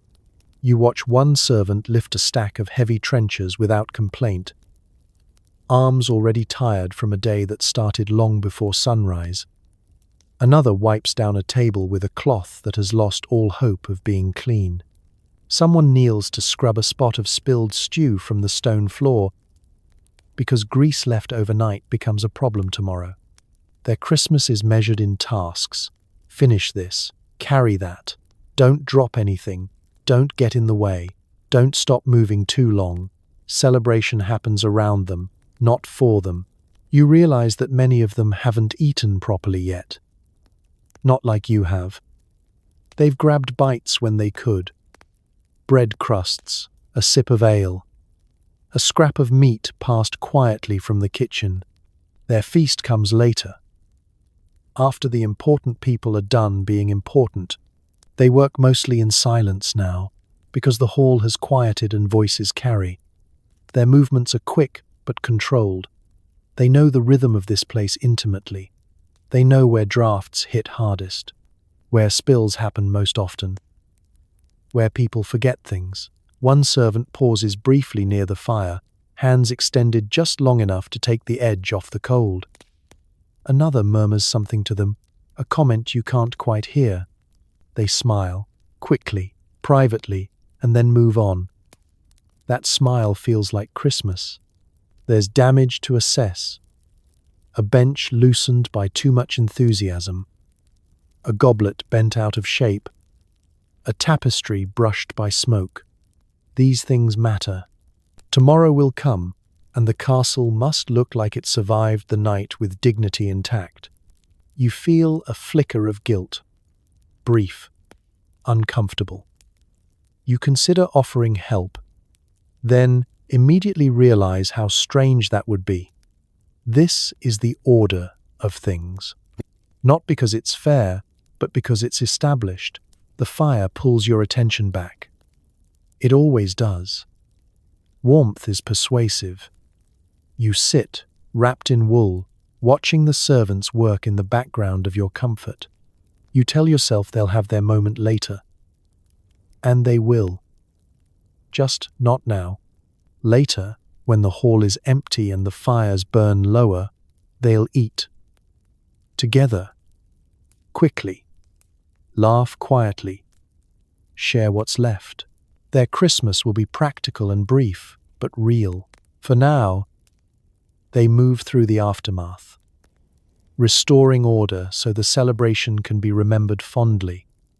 They are invisible in the way essential things often are. You watch them for another moment, then look back to the fire. Because the night is cold and you are tired, the servants keep working. Christmas continues. When it's finally time to sleep, rooms are crowded, floors are hard, and everyone smells like smoke and wine. You find a spot, wrap yourself in wool, and listen to snores echo off stone walls like a haunted cave. Sleep does not arrive gently in a medieval castle. It arrives reluctantly, like something you have to negotiate with. The day has been long, loud, and heavy, and now everyone is tired at the same time. This creates problems. Private rooms are rare. Most people sleep where there is space, not where there is comfort. Beds, such as they are, fill quickly. What's left is floor, bench, pallet, or straw. You assess your options with the seriousness of someone choosing a lifeboat. You claim a spot near a wall, because walls feel safer, even though they radiate cold like they're trying to win something. The floor beneath you is unforgiving. You shift once, twice, then accept that this is how your body will be arranged until morning. Wool comes back into your life with enthusiasm. Cloaks, blankets, spare garments. Everything is layered over you in a vague attempt at insulation. The fabric is warm, heavy, and smells like smoke, sweat, and celebration. It's not pleasant, but it's familiar. Familiar counts for a lot right now. Around you, people settle in. Someone laughs softly at something remembered. Someone else sighs deeply and immediately starts snoring. The sound bounces off stone walls, amplified and distorted, creating a chorus of sleep that feels almost supernatural. You wonder briefly if the castle itself is breathing. Dogs curl up wherever they want. Because dogs understand priorities. One presses against your legs, warm and entirely unapologetic. You don't move. This is a gift. The fires burn lower now, reduced to glowing embers. The room cools gradually, reminding you that night is still winter. You pull your wool tighter, tucking it around your shoulders, your chin, anywhere warmth might escape. The smell of the day lingers. Roasted meat, wine, smoke, human closeness. It's thick and oddly comforting, like a memory you're still inside. Your clothes are stiff with it. Your hair smells like it. Tomorrow you will too. Sleep tries to take you, but not all at once. Your body aches in new and interesting ways. Your stomach is full and confused. Your mind replays moments from the feast, the laughter, the noise, the firelight. You drift, then surface again. Someone nearby coughs. Someone mutters in their sleep. Somewhere down the hall, A door creaks. Every sound feels closer at night. The castle does not muffle, it shares. Eventually, exhaustion wins. Your breathing slows. The hard floor fades slightly. The wool traps just enough warmth. You sink into a shallow, uneven sleep, the kind that comes from survival rather than choice. Dreams, if they come, are strange. Food, fire, shadows, familiar faces distorted by flickering light. You stir once, then settle again. This is Christmas night. Not silent, not soft, but real. And for now, it's enough. Even with fires banked, the cold returns. You wake up once or twice, shivering, adjusting, wondering if this is still festive or just endurance. Christmas magic has a very short half-life when your toes are involved. At some point in the night, the warmth leaves you. It doesn't rush out or make a dramatic exit. It simply stops. The embers in the hearth fade to a dull glow, and the stone walls reclaim the room inch by inch. The cold returns with the confidence of something that knows it belongs. You wake with a start, unsure why, then immediately aware. Your breath fogs faintly in the air. Your toes feel distant, like they've chosen a separate life path. You pull the wool tighter around you, wrapping and rewrapping, creating a cocoon that helps just enough to make sleep possible again. The floor beneath you radiates cold upward, patient and thorough. It doesn't matter how many layers you have, stone always wins eventually. You curl slightly, conserving heat the way everyone here has learned to do instinctively. Around you, the room is alive with sleep sounds. Snoring, shifting, someone muttering about something important in a dream. No one wakes fully. This is a shared experience. Everyone is cold together. You drift off again, then wake later to the same problem. A new draft has found its way through a crack you didn't know existed. It slips under your blanket, testing your defenses. You sigh quietly and adjust, tucking fabric under your chin, pulling knees closer. You briefly consider getting up and feeding the fire, then remember how far away it is and how cold the walk would be. This thought alone keeps you still. Endurance wins over ambition. Time stretches oddly in the dark. Hours feel longer. Minutes blur. Without daylight, the castle loses its sense of rhythm. It's just cold, stone, and breath. You listen to the building. Wood pops softly. The wind brushes against the walls. Somewhere above, something creaks. A beam settling. A door shifting. The castle sounds alive at night, like a large animal adjusting in its sleep. Your mind wanders. You think about the feast, the warmth of the hall, the laughter. It feels distant now, like it happened in another season. The night has a way of shrinking joy down to its essentials. Still, there's comfort in knowing you're not alone. Bodies nearby radiate faint warmth. Someone turns in their sleep and mutters. A dog sighs contentedly. These small signs of life make the cold feel manageable. Eventually, you find a position that works. Not comfortable, but sustainable. You settle into it carefully, afraid to disturb the fragile balance of warmth you've achieved. Sleep returns, deeper this time, heavier, less aware. The cold remains, but it fades to the background, like a persistent hum you learn to ignore. This is Christmas night as it truly is. Not glowing, not magical, but survived.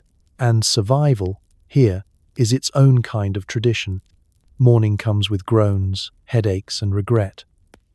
The castle smells like old food and extinguished fires. Christmas is technically still ongoing, but everyone agrees it needs to calm down. You wake slowly, not because you're rested, but because your body has reached the limit of ignoring discomfort. your eyes open to grey light creeping through narrow windows, illuminating the aftermath of celebration. Someone nearby groans like they've been personally betrayed by the concept of mourning. You consider joining them, but your mouth is too dry to commit. The smell hits next. Cold ashes, stale smoke, old meat, wine that has settled into the stone itself. The hall no longer smells festive. It smells honest. This is what happens when warmth, abundance, and people collide for too long and then leave quietly. Your head throbs gently, rhythmically, like it's reminding you that yesterday's drinking choices were bold. You shift and immediately regret it. Every muscle complains. The floor is still hard. The wool is still itchy. Your cloak has somehow twisted into a shape that defies logic. Around you, people begin to stir. Coughing, stretching, the slow, careful movements of people checking in with their bodies to see what still works. Someone sits up too fast and freezes, breathing through the consequences. Another rolls over and decides, that's enough effort for now. The fires are low, barely embers. No one has fed them yet. Morning cold has reclaimed the room, and everyone knows it. Cloaks are pulled tighter, blankets adjusted. People delay standing for as long as possible. Because standing means responsibility. Servants are already awake. They always are. You hear them moving quietly, sweeping, clearing, restoring order. The castle is being reset around you while you're still processing your own existence. Christmas doesn't pause for recovery. You push yourself upright, joints stiff, and take a moment to orient yourself. The feast feels distant now, like something you dreamed vividly but can't quite believe happened. The noise, the laughter, the abundance, it all seems exaggerated in the light of day. Someone cracks a joke about never drinking again. It is not taken seriously. Someone else asks what day it is. This is answered confidently and incorrectly. Christmas time is blurry. The calendar says celebration, but the body says negotiation. You stand, finally, wobbling slightly until balance returns. Your boots are colder than expected. Everything is colder than expected. You shuffle toward whatever counts as washing up, splashing cold water on your face and immediately regretting it. Cleanliness is aspirational today. Breakfast will happen again, eventually. Not a feast, something gentle, something forgiving. Bread, ale, maybe something warm if the kitchen is feeling generous. No one rushes it. Christmas may still be ongoing, but enthusiasm has been temporarily mislaid. You notice how people behave differently now. Voices are lower, movements slower. The sharp edges from last night have dulled. Grudges retreat back into their corners. Today is about recovery, not spectacle. The castle itself feels quieter, almost tired. The stone walls hold on to yesterday's warmth like a fading memory. Sunlight tries its best through narrow windows, catching dust motes in the air. It's peaceful in a way the night wasn't. You take a deep breath, steadying yourself. Christmas has more days ahead, technically.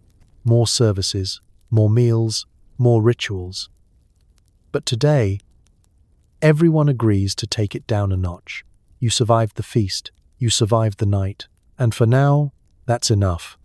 Christmas isn't just one day, it's 12, which means more food, more services, more social navigation. You pace yourself now, older and wiser than you were yesterday, emotionally if not physically. The realization settles in slowly, usually around the second morning when your body expects normal life to resume and instead receives more Christmas. The feast is over, but the season is not. There will be more meals, smaller but still generous. More prayers, more guests drifting in and out. More opportunities to say the wrong thing to the wrong person. You adjust your expectations. Yesterday was spectacle. Today is endurance. The days ahead will blur together into a rhythm of church, eating, resting, and waiting for the cold to loosen its grip. Christmas here is not a spike of joy. It's a long, deliberate stretch. Church continues, of course. Not as dramatically as Christmas Day, but persistently. Bells ring again. Latin flows again. You stand, kneel, and stand some more, joints reminding you of every hour spent on stone floors. You listen in a meditative way now, absorbing the sound rather than the meaning. Meals return to something closer to normal, though still better than average. Leftovers make appearances, transformed into new dishes. Roasted meat becomes stew. Bread soaks up broth. Fat is used carefully. You eat steadily, not greedily. There's a long way to go. Social interactions become more delicate.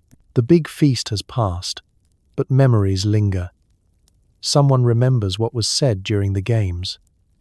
Someone notices who sat where. You choose your words with care, offering polite conversation and safe topics. Weather, food, saints, always saints. Guests come and go. Some stay longer than planned. Others leave abruptly, citing obligations. Each arrival and departure subtly shifts the balance of the castle. You watch it happen, learning when to engage and when to retreat. Entertainment continues, but at a lower volume. Music returns in the evenings. Stories are told by the fire. No acrobats now, just voices and warmth. It's easier to enjoy this part when the pressure has eased and the night feels less performative. You find small comforts, a favored spot near the fire, a bench that doesn't wobble, a routine that makes the days feel manageable. These are victories. The cold remains constant. It does not care about the calendar. You wake up cold, you go to sleep cold. You learn how to move just enough to stay warm without wasting energy. This is winter living, refined through necessity. As the days pass, Christmas becomes quieter. Less about celebration, more about presence. The intensity fades, replaced by something steadier. People settle into themselves again. You reflect occasionally on how much effort goes into keeping this season alive. The food, the labor, the coordination. Christmas here is not effortless joy. It's collective determination. By the time the 12th day approaches, you feel both relief and a strange sense of pride. You've navigated it. The noise, the cold, the expectations. You've lasted, and in this world, that's what celebration really means. By the end, you're exhausted, full, slightly traumatized, and weirdly proud. You made it through Christmas in a medieval castle. Cold, loud, absurd, and somehow meaningful. You didn't thrive exactly, but you endured. And in this era, that counts as a win. The realization doesn't arrive all at once. It creeps in quietly, sometime after the 12th day, when the bells finally stop ringing so often and the castle settles back into its usual rhythm of controlled discomfort. You're sitting near a fire that's doing its best, wrapped in wool that's seen better centuries, and it hits you. You survived. Not just the feast, but everything around it. The cold stone floors, the endless services, the social calculations, the suspicious breakfasts, the wine that made you bold, and the games that made you cautious. You navigated all of it without causing offense, injury, or scandal serious enough to be remembered long term. That alone feels impressive. Your body feels like proof of the experience. Your joints ache in specific, familiar ways. Your skin is dry from smoke and cold. Your sleep schedule has been permanently altered by bells and drafts. You smell faintly of hearth fire no matter what you do. These are not signs of failure. These are souvenirs. You think back to the beginning. to waking up on Christmas morning with frozen toes and low expectations. You didn't know then how long the day would be, how heavy the food would feel, how loud the hall would become. You didn't know how tired you'd be by nightfall, or how quiet things would feel afterward. Now you do. You've learned how to pace yourself. When to eat, when to stop, when to speak, when to listen, when to laugh loudly, and when to nod politely. These skills weren't optional. They were survival tools. You also learned something about the people around you, about how joy looks different when it's hard-won, about how celebration doesn't erase hardship, it sits beside it, about how warmth is shared when it's scarce, and how food becomes memory as much as nourishment. The castle feels different now. Still cold, still loud, still indifferent to your comfort, but familiar. You know which corridors catch the worst drafts, which fires burn hottest, which benches creak and which don't. This place tried to wear you down, and it almost succeeded. Almost. You didn't come away glowing. You came away intact. In the medieval world, that's success. There are no participation trophies here. There is only making it through winter with your dignity mostly preserved. As you sit there, watching the fire settle into embers, you feel something like respect for the people who lived this way every year. Not because they enjoyed it, but because they endured it. They found moments of laughter. They shared food. They showed up, cold and tired, and called it celebration. And you did too. You straighten your cloak, take a slow breath, and allow yourself a small, quiet moment of pride. You didn't need magic. You didn't need comfort. You needed patience, resilience, and a strong relationship with wool. Medieval Christmas didn't make you happy, but it proved something. You're tougher than you think. Just when your body thinks it's finally allowed to rest, the bells start ringing again. Midnight Mass is mandatory, because nothing says celebration like standing in the cold, exhausted, listening to chants echo through stone while trying not to fall asleep standing up. You sway slightly, wrapped in wool and regret, hoping God appreciates the effort because your knees certainly do not. The sound cuts through whatever fragile peace you had achieved. Bells don't ring gently in a medieval castle. They announce themselves with authority, vibrating through walls, bones, and lingering headaches. You open one eye, then the other, trying to remember where you are and why the bells feel personally targeted. Around you, others stir. A collective groan ripples through the room, quiet but deeply felt. People sit up slowly, stretching sore muscles, pulling wool back into place. Someone mutters a prayer that is not officially sanctioned. Midnight has arrived. And with it, obligation. You stand carefully. Standing too fast at this hour feels dangerous. Your joints protest loudly in ways that feel unholy. You steady yourself against a wall, blinking into torchlight as servants move through the space. Already awake, already efficient. They look annoyingly functional. The walk to the chapel is shorter than the morning one, but it feels longer. The air is colder now, sharper. The castle is quieter, which somehow makes every sound louder. Footsteps echo. Cloaks rustle. A cough ricochets dramatically down the corridor. The chapel is dim, lit mostly by candles that flicker bravely against the dark. Shadows stretch upward, making the space feel taller and more severe. You take your place among the others, shoulder to shoulder, grateful for shared body heat even as you resent the proximity. The service begins, and Latin fills the space again. At this hour, it's almost hypnotic. The rhythm of chanting washes over you, slow and steady, like waves you're trying not to sink into. Your eyelids grow heavy immediately. You blink, Refocus. Blink again. Standing becomes a challenge. Your knees lock, then unlock.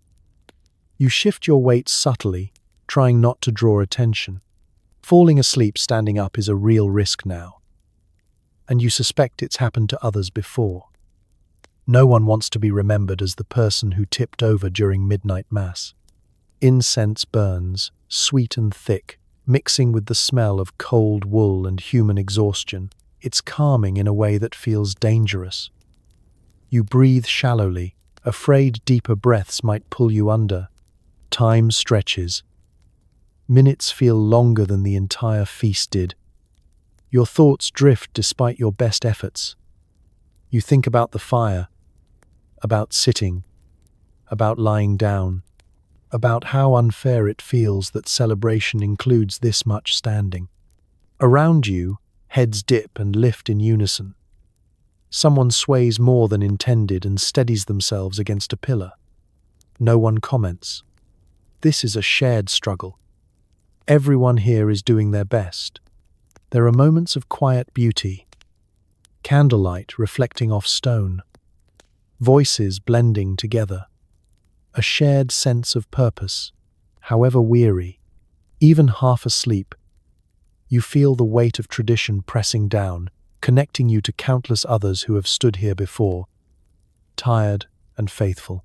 When the service finally ends, relief moves through the room like a sigh. It's not loud, it's collective. You file out slowly, muscles stiff, feet numb, spirit present enough. The bells fade, the castle exhales. You return to your sleeping place, moving carefully, already anticipating the brief, precious hours of rest before morning returns. You lie down, pulling wool around you once more, and let your body finally surrender. Midnight Mass is complete. You showed up, and that, apparently, counts. Christmas isn't just holy, it's dangerously symbolic. Every noise, flicker, and draft suddenly means something. A fire crackles wrong, bad omen. Someone sneezes during prayers, also bad omen. You spend the evening quietly trying not to accidentally doom the entire household with improper festive behavior. Because superstition is the real guest of honor. The shift is subtle, but you feel it almost immediately. As the night deepens and the castle quiets, meaning creeps into everything. Ordinary things stop being ordinary. A gust of wind isn't just cold air, it's a message. A dropped cup isn't clumsiness, it's a sign. No one says this out loud, but everyone is thinking it. You become hyper-aware of your surroundings. The fire pops loudly, and you flinch, glancing around to see if anyone else noticed. They did. Someone crosses themselves. Someone else mutters a quiet prayer. The fire settles again, and everyone exhales like they just avoided something terrible. Candles are watched closely. If one flickers too much, it's discussed in whispers. If one goes out unexpectedly, that's worse. Someone relights it quickly, as if speed might undo the implication. Light is protection. Darkness is suspicious. You're careful with your movements now. You don't want to be the one who knocks something over. You don't want to trip, spill, sneeze, or laugh at the wrong moment.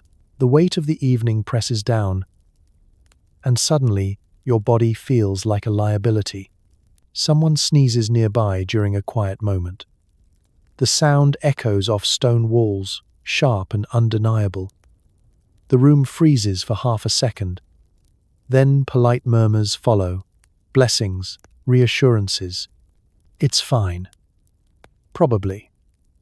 No one looks fully convinced. You hear stories, half whispered by the fire, about past Christmases where something went wrong. A fire that burned too low. A guest who left early. A strange noise in the night. These stories are shared carefully, like warnings disguised as entertainment. The castle itself feeds the anxiety. Old buildings creak, wind howls through corridors, shadows shift as torches flicker. Every sound feels deliberate, as if the stone is communicating in a language you're not fluent in. You sit very still, hands folded, posture respectful. You don't cross your legs just in case. You don't turn your back to the fire.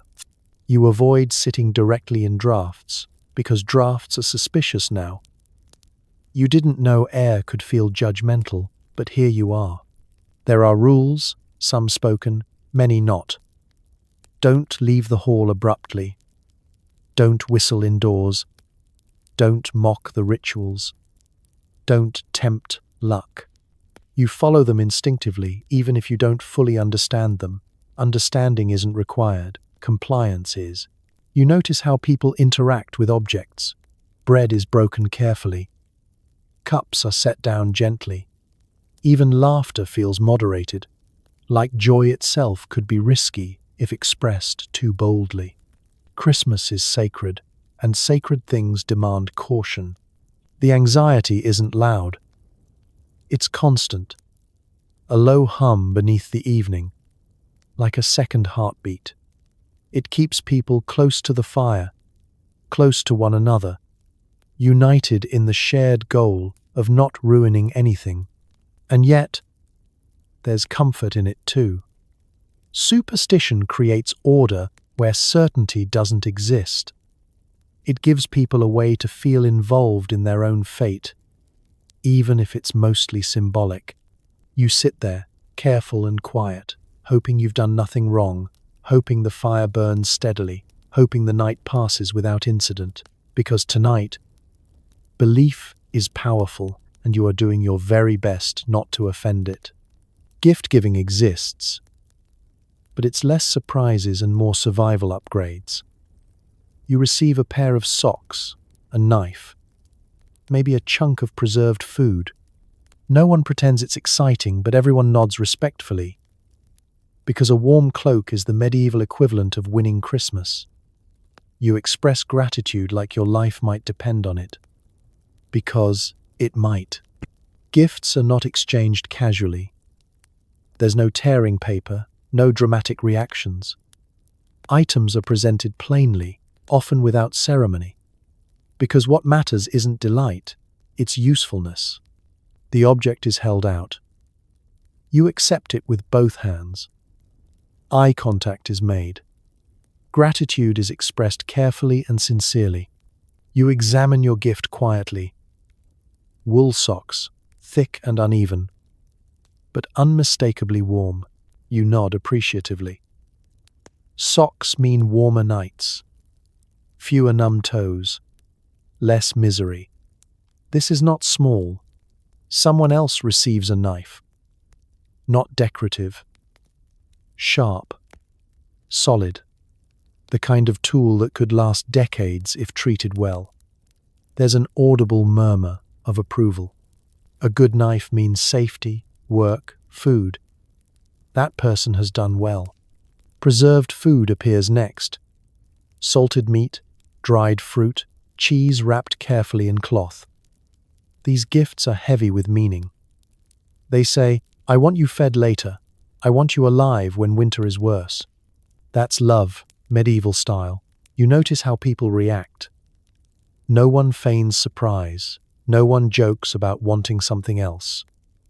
Everyone understands the stakes. These gifts will be used. They will matter. Complaining would be unthinkable. You thank the giver with care, maybe adding a comment about how fine the workmanship is, or how useful it will be. You do not underreact. You do not overreact.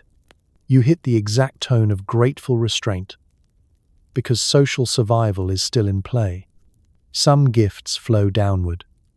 The Lord gives to dependents. A noble passes something on to a servant. These moments are observed closely. Generosity here is political, practical, and symbolic all at once. A good gift reflects well on the giver. A bad one is remembered. You watch a cloak being presented. It's heavy, lined, clearly expensive. The recipient's face doesn't change much, but their posture does. This is a serious upgrade. This is winter insurance. The room acknowledges it quietly. Children receive small things. A toy carved from wood. A piece of fruit. Something simple. They're excited anyway, because novelty is rare and joy is efficient. Their laughter cuts briefly through the seriousness, and people smile without meaning to. You reflect briefly on how different this feels from gift-giving as spectacle. There's no build-up, no reveal, just objects passing hands, strengthening the household one item at a time. It's understated but deeply intentional. Someone jokes, gently, about how festive socks are. It lands because everyone understands the truth behind it. Warmth is celebration. Tools are joy. Survival is the gift that keeps on giving. You tuck your gift away carefully, already planning how you'll use it, where it will be stored, how you'll protect it. You feel a strange sense of security settle in your chest. This small thing makes the winter feel slightly less threatening. As the exchange winds down, there's no dramatic ending. Gifts are not the focus of the day. They are part of the structure holding everything else up. You sit back, hands resting in your lap, gift secure, and feel quietly thankful. This Christmas didn't sparkle, but it prepared you, and here, that's the greatest kindness of all. As the night deepens, people gather near the fire to tell stories. They start cheerful, saints, miracles, heroic deeds, but gradually drift into tales of ghosts, demons, and winters where entire villages vanished. You listen politely, pretending not to be unsettled, while the fire crackles like it knows something you don't. At first, the stories feel safe, familiar. Someone recounts the life of a saint who endured hardship and was rewarded for it. Another tells a tale of a miracle that happened long ago, nearby, definitely real according to a friend of a friend. Heads nod. These are comforting stories, the kind meant to reinforce the idea that suffering has meaning. The fire burns steadily, casting a warm orange glow across faces drawn close together. Shadows dance on the stone walls behind them, stretching and shrinking with every flicker. You sit with your hands extended toward the heat, soaking it in while it lasts. Then the stories begin to shift. Someone mentions a traveler who never made it home one winter. The details are vague, but that somehow makes it worse. Another story follows, about strange lights seen on the edge of the forest. Lights that moved when no one else should have been awake. The room grows quieter, not because people aren't interested, but because they very much are. You notice how voices lower without anyone agreeing to it.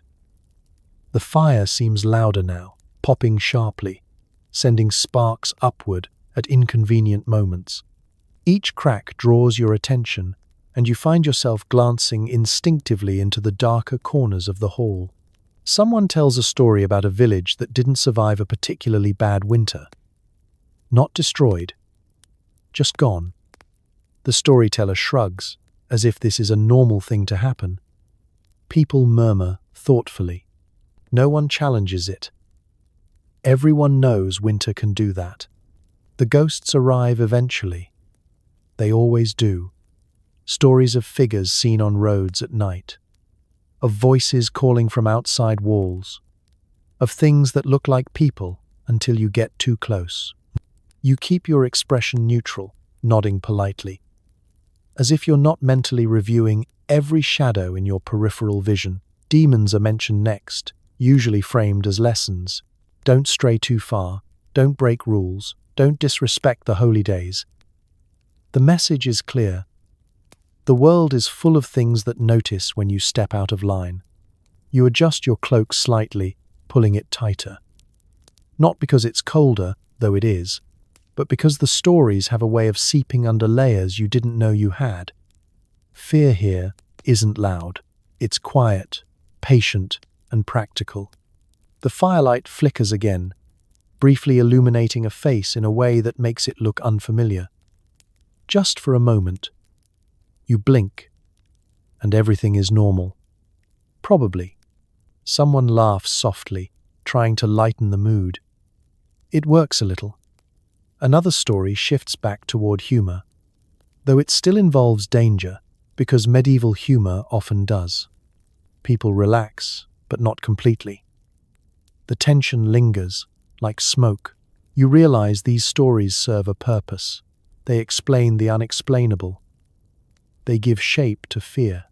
In a world where illness, cold, and hunger can appear without warning, stories make the danger feel knowable, even manageable.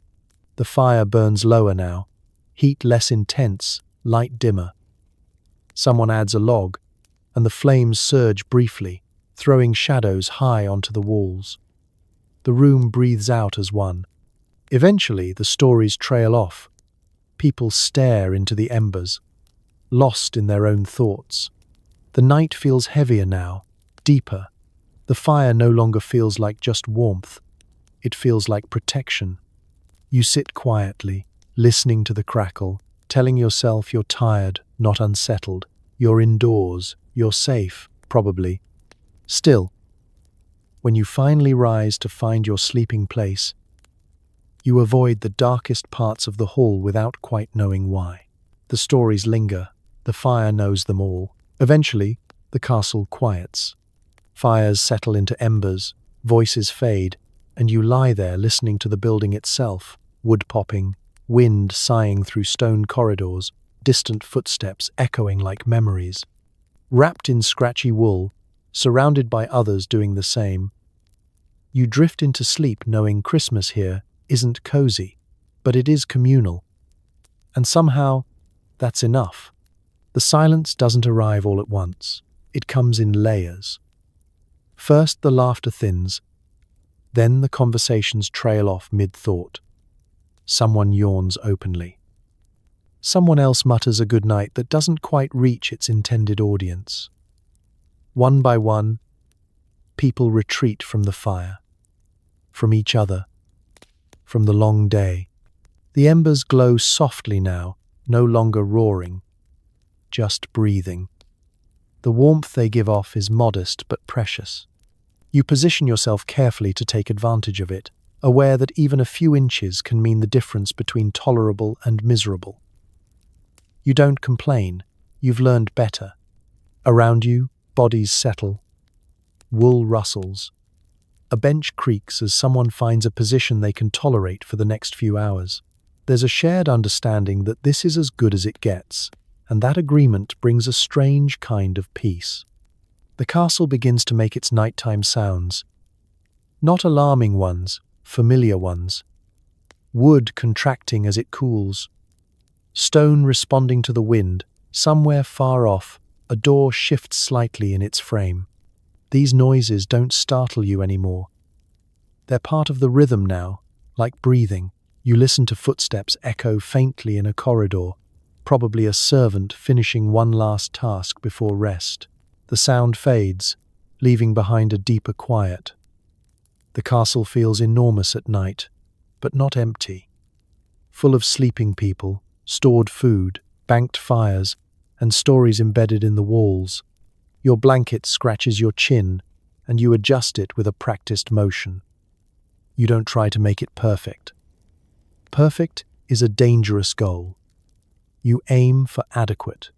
Nearby, someone snores softly, then louder, then settles into a steady rhythm. Another person shifts and sighs. A dog settles down with a heavy exhale, pressing warmth into your side without asking permission. You don't move. This is a gift. Your thoughts drift, slow and unstructured. Images from the day float through your mind. The feast, the firelight, the laughter, the shadows. None of them feel sharp anymore. They blur together into something softer, like the memory of warmth rather than warmth itself. The cold is still there. It never fully leaves. But it feels less aggressive now, held at bay by shared heat and exhaustion. You curl slightly, instinctively conserving what warmth you have, the way generations before you have done without ever thinking about it. You become aware of how close everyone is, not just physically, but in experience. Everyone here ate the same food, felt the same cold, stood through the same services, listened to the same stories. No one had a private version of Christmas. It belonged to the group. That thought settles you more than the wool ever could. Sleep comes in waves. Light at first, then deeper. You surface briefly when the wind gusts or the fire shifts, then sink again. There's no urgency now. Nothing left to do. Christmas has run its course for the day. As you drift, you feel the castle around you not as walls and towers, but as shelter. Imperfect, cold, loud at times, but holding everyone together through another winter night. Your breathing slows, the sounds fade into background texture, the day finally releases you, and as sleep takes over, you understand something simple and steady. Christmas here isn't gentle, but you're not alone, and tonight, that's enough. Let's talk about washing yourself. Because technically you are still a human being and not just a wool-wrapped concept of endurance. Christmas has passed its loudest moments, and somewhere deep inside you, a dangerous idea forms. Maybe it's time to clean up a bit. This is a mistake, but an understandable one. Bathing in a medieval castle is not a routine. It's an event, a logistical undertaking, a test of resolve. Water does not simply appear warm when you want it. It must be fetched, carried, heated, and guarded like a precious resource. And since it is winter, every step of this process feels deeply personal, as if the season itself is watching to see if you'll back down. You're offered a basin, not a bath, a basin. It is placed in a drafty room with stone floors and the kind of lighting that highlights every poor decision you've made since dawn. Someone pours in water that is technically warm but emotionally neutral. Steam does not rise. Hope does not either. You roll up your sleeves and hesitate. Once you start, you have to commit. Partial washing is worse than no washing. It raises expectations without delivering results. You sigh quietly and dip your hands in. The water is cold. Not shocking, not dramatic. Just cold enough to make you question your priorities. You wash your face first, because that feels symbolic. The water smells faintly of smoke and iron and whatever container it was last used in. You scrub gently, because scrubbing aggressively in medieval times feels like tempting fate. Your hands come away cleaner, but drier. Your face feels refreshed and immediately regretful. The cold air rushes in to replace the warmth you've lost, and you shiver, wondering why you thought this was a good idea. Hair is next, theoretically. Practically, you reconsider. Washing hair requires more water, more time, and more exposure to cold. You compromise by adjusting it with damp fingers and telling yourself, this counts. In this era, it absolutely does. You move on to the essentials. Neck. Hands again. Anywhere the wool has been rubbing suspiciously for days. This is not luxury. This is maintenance.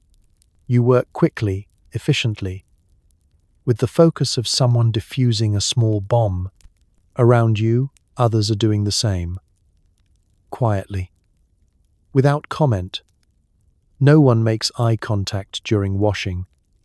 This is a private battle, fought in shared silence. Someone mutters about the water being warmer yesterday. No one challenges this claim. The cloth you're given is rough, more scraping than drying. It removes moisture and possibly a layer of skin. You accept this as part of the experience. Cleanliness here is not about comfort. It's about not being actively offensive to yourself and others. Once you're done, you dress immediately. Lingering half wet in a stone castle is how legends start, and not the flattering kind. Wool goes back on, warm and familiar, and you realize something important. You do feel better. Not cleaner, exactly, but reset, like you've drawn a line between yesterday's excess and today's continuation. This small act of care feels almost rebellious in a world that doesn't prioritize it. You glance at the basin one last time, already cooling, already waiting for the next person. The water has done all it can. You have too, and as you step back into the castle's steady hum, you feel oddly proud. You survived Christmas, and you washed. At some point, without ceremony or announcement, Christmas begins to loosen its grip. There's no final bell, no official declaration. It just fades. The decorations remain, technically. The calendar still insists the season isn't over, but the energy has shifted. People stop bracing for celebration and start bracing for normal life again. You feel it in the morning. The castle wakes up like it always does. Fires are lit, bread is carried, doors open and close with familiar impatience. No one looks around asking what comes next. Everyone already knows. Work resumes, not all at once, but steadily. Tools reappear. Conversations turn practical. Someone discusses repairs. Someone else mentions weather with concern instead of excitement. Christmas has ended its performance and handed things back to reality. You move through the halls differently now, slower, more confident. You know where the cold hits hardest. You know which corners to avoid. You no longer flinch at every sound. The castle hasn't changed, but you have. Meals become quieter, smaller, still warm, still shared, but no longer ceremonial. Bread tastes like bread again instead of symbolism. Ale is just ale. You eat because it's time to eat, not because the day demands it. There's a strange comfort in this. The intensity of Christmas required attention, participation, constant awareness. Now, things simply happen. You sit where you're told, you work when needed, you rest when possible. Life settles back into its familiar rhythm of effort and waiting. You notice how people carry themselves differently. Less careful, less performative. Laughter still happens, but it's shorter, softer, private. The kind of laughter that doesn't need witnesses. Even the castle seems relieved. Fires burn as needed, not for display. The halls echo less, or maybe you've just stopped listening for meaning in every sound. Stone is stone again, not a stage. You reflect briefly on how much energy it took to sustain celebration in this place. The planning, the labor, the coordination. Christmas wasn't an escape from hardship. It was layered on top of it, carefully balanced. And now that balance has tipped back. There's no disappointment in this, just acceptance. Winter is still here. Work still exists. Comfort is still limited. But you made it through something loud and demanding and came out intact. That matters. You pull your cloak tighter, not dramatically, just practically. Someone passes you carrying firewood. Someone else nods in greeting without stopping. These small, ordinary moments feel grounding after so much intensity. Life didn't transform because of Christmas. It paused, shifted, then resumed, and as you settle back into the routine of endurance, you realize something quietly reassuring. This is how people survive, not by escaping difficulty, but by gathering briefly, sharing what they can, and then returning to the work of living with just a little more warmth stored up inside. The season fades, the cold remains, and you continue on, steadier than before. So tonight, as the fires in the castle finally burn low, and the echoes of laughter, coughing, and very questionable singing fade into the stone, you can let your body rest. You've made it through a medieval Christmas. Not the sparkling ribbon-wrapped version, but the real one, cold, loud, exhausting, and strangely meaningful. You survived the drafty walls that never quite warmed, the endless church services conducted in a language no one explained to you, the feast that was equal parts miracle and digestive gamble, and the social choreography of sitting, standing, bowing, and smiling at exactly the right people. You endured wool that scratched, floors that froze, and a building that seemed determined to remind you who was in charge. And yet, you also witnessed something quieter beneath all of it. Because for all the discomfort, medieval Christmas was about persistence, about people gathering anyway, about lighting fires even when the wind fought back, about sharing food, stories, and space in a world where survival was never guaranteed. These were people who didn't have central heating, soft beds, or the luxury of opting out. They celebrated not because life was easy, but because it wasn't. And that's worth remembering. So as you lie here now, warm, safe, wrapped in clean blankets, maybe take a gentle moment of gratitude. Gratitude for modern comforts, for quiet, for heat that comes from a switch instead of constant vigilance. And maybe, just maybe, a small nod of respect to the people who came before us, who endured winters, castles, lice, loud relatives, and Christmas feasts that lasted far too long. Because history isn't just battles and crowns. It's tired bodies, stubborn hope, and people doing their best with what they had. Now let your breathing slow. Let the stone walls fade away. Let the fire go out without fear. You're home, you're warm, and you can sleep.